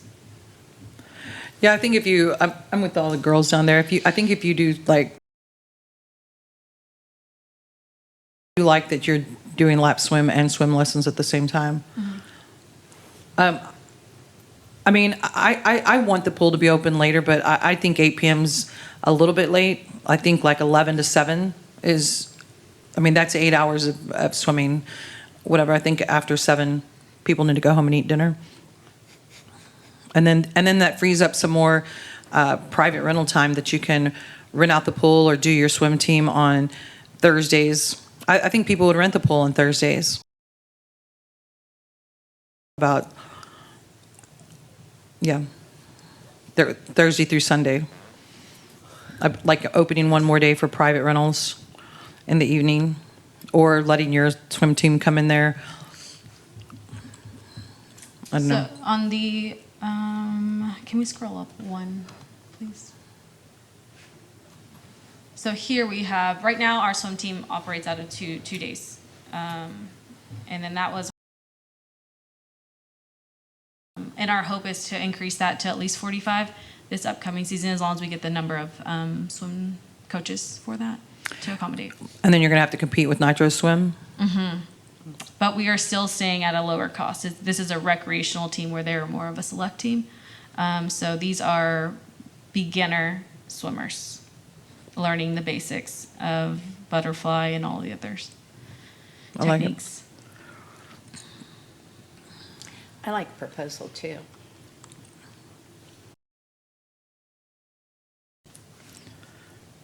Yeah, I like proposal 2 a little bit better, but I mean, my personal opinion is that you don't have to stay open till 8. So you're suggesting they shift down, instead of staying till 8, they shift down so that there's an hour more of lap time? No, I was suggesting that open swim be from 11 to 7, and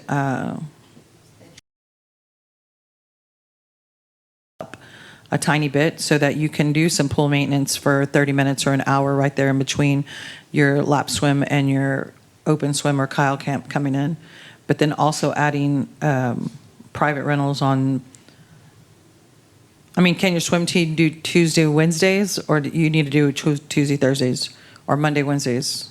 No, we're not sold on the day. We were trying to do it two times a week, to where if we did need to split up the groups, where they do it based off of. For sure. Everybody's used to 2 times.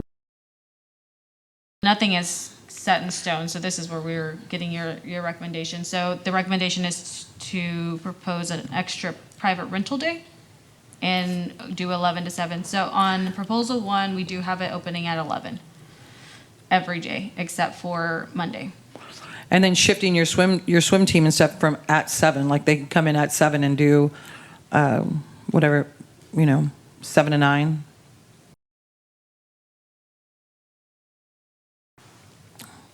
Like on Monday, Wednesdays, so that you can have your private rentals. You can even throw a Thursday in there for private rentals. I mean, because you do make money on private rentals. I mean, because you're only renting it for 4 hours. Yeah, and if you don't have any, you don't have to schedule staff. That's right. You know. Or you do your in-service in the evening one night or something like that to help out. 16 days in advance so that we can schedule staff. We try to do 2 weeks Yeah. advance. I mean, that pool's busy just because it's the only pool. So I get it. But I'm a full-time working mom, and on a Thursday to schedule like a pool rental for my kids, I wouldn't do it. And mine are anywhere between like 15, 12, 5. I mean, they don't do it or they do it. I mean, like, popular, but you kind of free up Thursday night about like, I mean, for anything really. Yeah. When do we need to firm this up? So we're taking your recommendations to council. I want to say on October 15th. So it's already scheduled to go on there on the council agenda. So whatever you give us, we will give that feedback on October 15th. Definitely pushing the last one up. For what hours do y'all think for the lap swim? 6 to, does staffing work for Saturday? Because you can see numbers, right? Like you're going to need at least 2 staff there at 6 o'clock in the morning. One to open up everything, get everything going, while one manages the pool. Right. Because what is your ratio? We're doing, I want to say a 1, don't quote me on this, but I 10, want to say it's 9. a 1 to 15. So even if they brought their families, we are only doing the ratio based off bodies in the pool. I know in the past we've had challenges with finding staffing. I would suspect that finding lifeguards that want to come in to work at 6 a.m. might be a further challenge. Yeah, we were pretty fortunate this past year. We did not have a staffing shortage. We actually had a wait list for staff. That's great. But that would be an extra.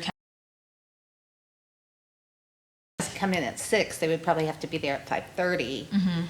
That's correct. And they're To probably, open. But they're getting off at 1. yeah, but they're also teens, I'm guessing. The Majority are teens, Are yes. teens, and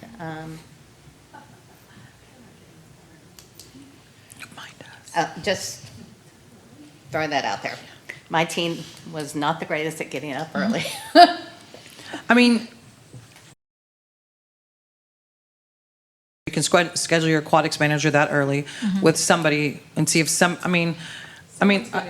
yeah, you're gonna have one responsible I don't think staffing person. is going to be, the lifeguards want hours, so I don't think that will be necessarily the issue. It's more just getting your feedback on if we're gonna remove swim team or swim lessons, move it, or how we are going to, if we're gonna add in private rentals. That does essentially take away, even if someone didn't reserve that day, this recreation software that will be forward facing for you guys, so you'll see when the pool is open. So even if a reservation wasn't Friday or Thursday night, the pool will be closed because that wasn't essentially a time we were going to have open swim. I see what you're saying. Yeah, I'm all for, what are y'all saying for swim, I mean, because it's lap swim, and then you can throw in your swim lessons in the morning. So what are y'all saying, what time for swim lessons, or lap swim? Okay. And then, I don't know if someone wants to swim lesson that early though. With the toddler? Probably Maybe. not. They're probably up by then. Yeah, they might be up by then. I can't speak on that, but I would think you'd get more adults to do lap swim 6 to 8. And then you go swim lessons and lap swim, I mean, whatever you're doing from 8 to 10. Then you have an hour to maintain and do whatever, get it all together for open swim from 11 to 7. Okay. Yeah. Lessons Tuesday through Friday. And then, Can they pull that Yeah. back up? Yes. So what about the parents that want swim lessons that have to work? Job 8 to 5. we have swim lessons offered, well, in the first proposal, we have swim lessons offered on Tuesday, Thursdays in the evening Okay. Yeah. with swim team.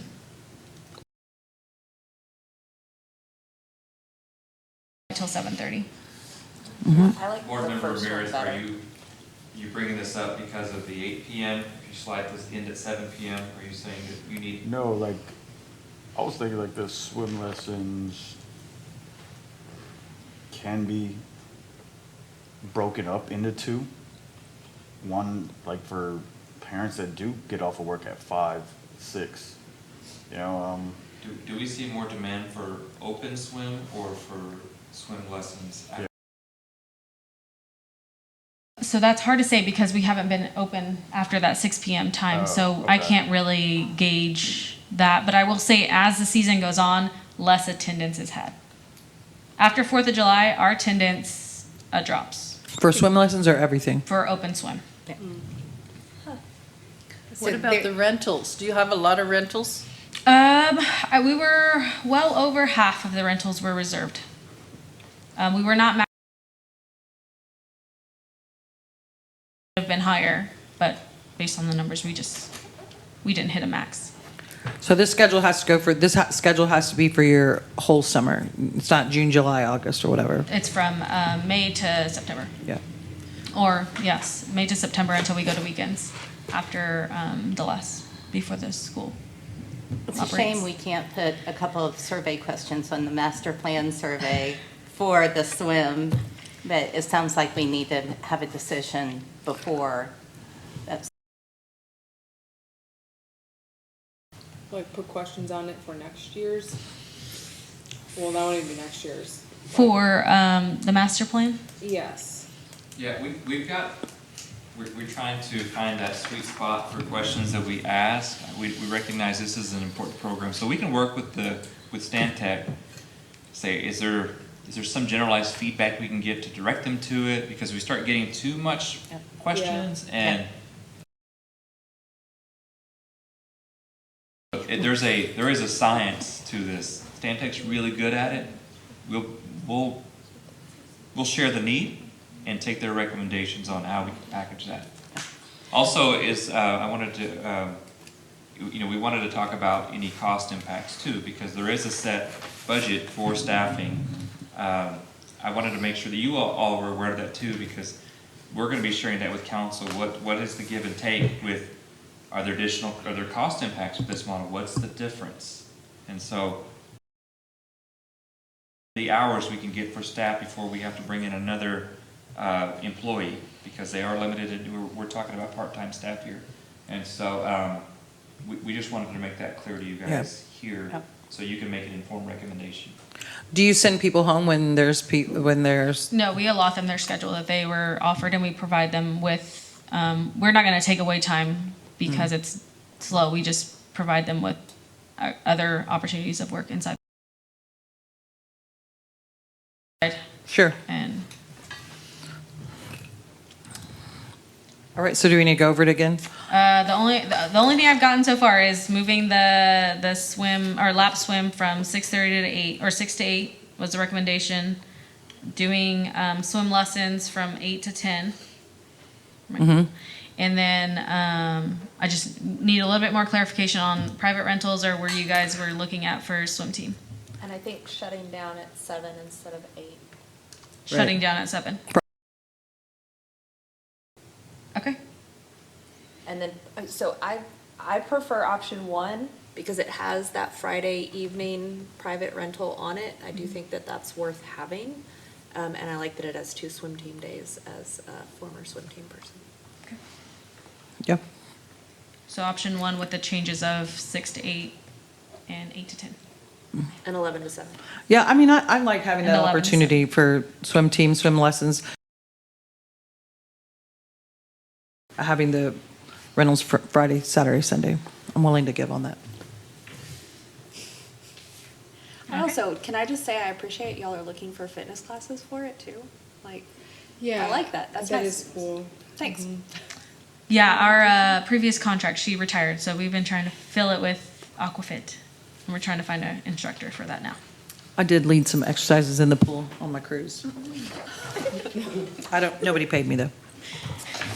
All right. Thank you. Oh, sorry, I forgot. All right. We're going to receive a report and hold a discussion and provide staff direction regarding the skate park at Greg Clark Park. I'm sorry, did we need to vote on that? Or, It says yeah, like a that we need to motion vote to on the change it. pool thing? Yeah, there was an option, Proposal 1 with the edits of. Okay, I know him. I can say it. Okay, go ahead. So I make a motion that we approve option 1 with the following changes. Lap time from 6 to 8, swim lessons from 8 to 10, an hour of downtime, and then open swim from 11 to 7. And then the rentals will stay the same? It's already on option Okay, 1, cool. so yeah. I'll second that. All in favor? Aye. Anyone opposed? All right. All right.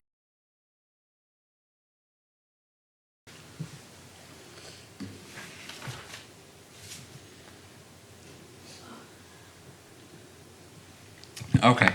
So here's just an update on the skate park. A lot of people have been asking us where the project lies because there was some mobilization, and then there was a stop. And so The skate club at Hayes texted me to ask why the fencing was down.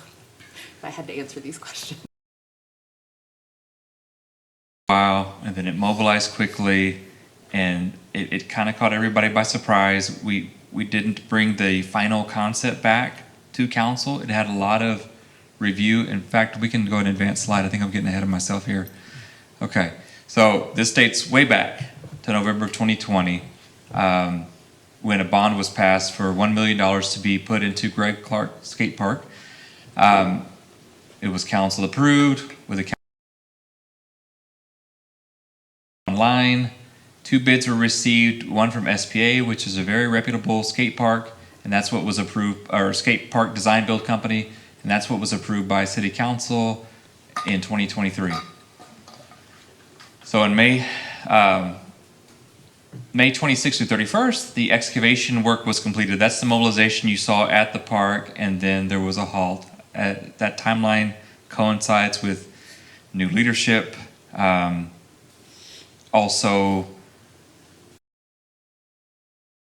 was extensive community input. We didn't bring that final design back to council for consideration. So with the pause on it, I think it caught everybody by surprise. So we took time to pause and to reassess things, and put us off on timeline a little bit, but we're back. And so, okay, next slide. All right, here we go. So June 31st, there was a stop. There was a termination notice received from the city because the other part of the contract was the build, and we didn't feel like we had the right build contract. You have the design portion that was good and approved, but it was the build portion that we needed to really nail down properly. And so on the 15th, you have a regrade of the skate park itself. The fence was removed. Construction zone is nullified. So now we're in this reassessment of the scope, and we're going to bring some recommendations on how to keep this project moving forward and within budget. So just to remind you all, you're familiar with the skate park. You were part of the public input process, but about 9,000 square feet. The technical street terrain gave a triangular flow, and there's different zones for different users and skill groups. With skate parks, it's important to have something for especially the novice. That's who's going to get the most usage from So another thing too, I wanted to talk about with the skate park, when I had come in and to assess the conditions, I got the questions, what happened to the skate park? That was I didn't have the background on it. And so as I'm looking into it, I said, is this the right location? What made us choose the location? What about the design? Is the design build company a reputable company? And so from my professional opinion and experience, this project checked all the boxes. SPA is one of the two best. That SPA was part of this process. They were there from the beginning with public input. I looked at Greg Clark Park and I said, with skate parks, they're sort of destination. You've got to have the traffic and you've got to have the flow for traffic. And so then I had to ask, is this going to encroach on other usage and be a competitor for existing parking that may be already limited? With the skate parks, there's a lot of youth users, and so there's drop off through the parking lot and out the parking lot like a drop off line. So you're not taking a ton of parking spaces. It's there if you need it for maybe the older skaters who have the ability to drive. But for the most part, it's going to be a pickup drop off. You can cut back in a couple hours and pick up your youth. They've had a fun day at the park. And then I looked at the design. So the only thing that I saw with the design was you probably need some shade eventually at the park because it's Texas, but it was a phenomenal design. Have high skill levels where people can't use it. We don't have enough highly skilled skaters to use some of these substantial features that are really expensive and really high risk. Again, in a former city I worked at, there was some like makeshift skate park that where skaters brought a box to a tennis court, and they were using this box. And I said, this little box, this wooden box, gets more usage than even. And what I learned from case studies from like cities like Philadelphia and other dense urban communities was that's because that's the skill level for the bulk of folks that are trying things out. They're just trying to get their bearings. But those are very high uses. That's why you see at other parks, you see a lot of grinding that you've got to protect and build skate stops for because, again, that's the most attractive feature. Also, when I saw the budget for $1 million, we thought, that looks like a $1.5 million skate park. The size of the skate park is the rate that we're growing to be like a community level skate park. It doesn't have to be some big elaborate park at a quarter of an acre or so. It was more than adequate. And so looking at this, thought, hey, shade for the park is something that could come at a later date. It's not like it's going to make or break this project itself. It's not going to disturb and damage. I saw that there was lighting installed in anticipation of this for security purposes. That was another plus. And so we wanted to bring this information before you, where we're at now. This company, SPA, is actually on a cooperative purchasing contract, TIPS is what it's called. And so we could go and use a TIPS contract to finish the build out portion of it. We've got a construction design, we've got a design build firm that went through the community. And in talking to the ownership for SPA, we could still keep this project in budget because they finished all their demolition part in their grading. So we weren't out any cost. I was really concerned about that. Like, do we have sunk costs that we mobilized and now we got to do a double mobilization? But they said, no, we mobilized and we actually completed that demo grading phase. And so we're not out any costs. But everything else, even although there's been a time lapse, the team is confident. How's the relationship between SPA and the city of Kyle? And I think SPA understood the reason. It was probably difficult for them to understand at first, and there was a lot of questions being asked. Things moved really fast, and but in talking to them, saying, "Hey, this is why that occurred. This is why this is probably we needed to know if this was a feasible option to move forward, because I wasn't sure if there was a strain or a rift had taken place." But they were just happy to get the project going again. They feel really invested in that. In a former city I worked for, SPA didn't even participate, and we wanted them to, because again, they're one of the 2 most reputable design build companies out there.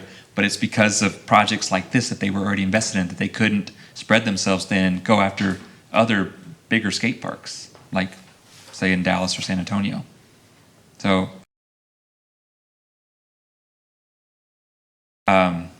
really helpful and very pliable through this process. In the award they won, there was I'm assuming a clause or whatever for us to be like, okay, we're only gonna accept your design and not build out? Like, is there potential for financial ask on their part of like, hey, you guys said we're gonna do this thing and you stopped? Like, is it gonna cost us more money to not go through them, because of all that? Yeah, and not because of anything that SP. It would cost us more because now we'd have to go through different design, public input process, because that was SPA's public input process. We could take the data, but now you're going to have to pay for a mobilization of another group. You're going to have increased market rates for that. Design process of it. Everybody's got their patented design that they put on the park's architectural designs, and then the renderings. So there would be an increase in cost. So we couldn't guarantee that we would get it within that budget. All cooperative purchasing contracts go through competitive bidding process, and so we're not bypassing that. In order to get on that cooperative agreement, they had to meet all competitive bid requirements. And so we'd like a recommendation from the board to nix this SPA design process and go seek other procurement for another vendor, or to agreement for the construction portion of the skate park with SPA. I move for the cooperative with SPA. I second that. All in favor? Aye. Anyone opposed? All right. Thank you all. And so really quick, timeline-wise, we're going to take this recommendation to council. And if council votes the same way you recommended tonight, then... Nice. All right. Is that for the 15th as well? Taking it to council? We've got it slated for the 15th. They wouldn't award a contract. They would make a they would give staff direction to pursue that option, and then we would go and bring that contract back to council for the award portion So of are it. you amending their original contract, or you're re-awarding a different contract? We're awarding the construction. They're finished with their design. Got it. We're just picking up where we left off. Now we're picking up on the cooperative purchasing contract. Was there any extra cost because we paused it? No, surprisingly no, because at the pause they had finished all their demo and grading for their site prep, so it worked out, Got lucky. and we're fortunate for that. If you're going to use this presentation, you need to look at the dates, because there's not 31 days in June. Thank you. Any other thing? All right, I move. All in favor? Aye. All right. Meeting is adjourned.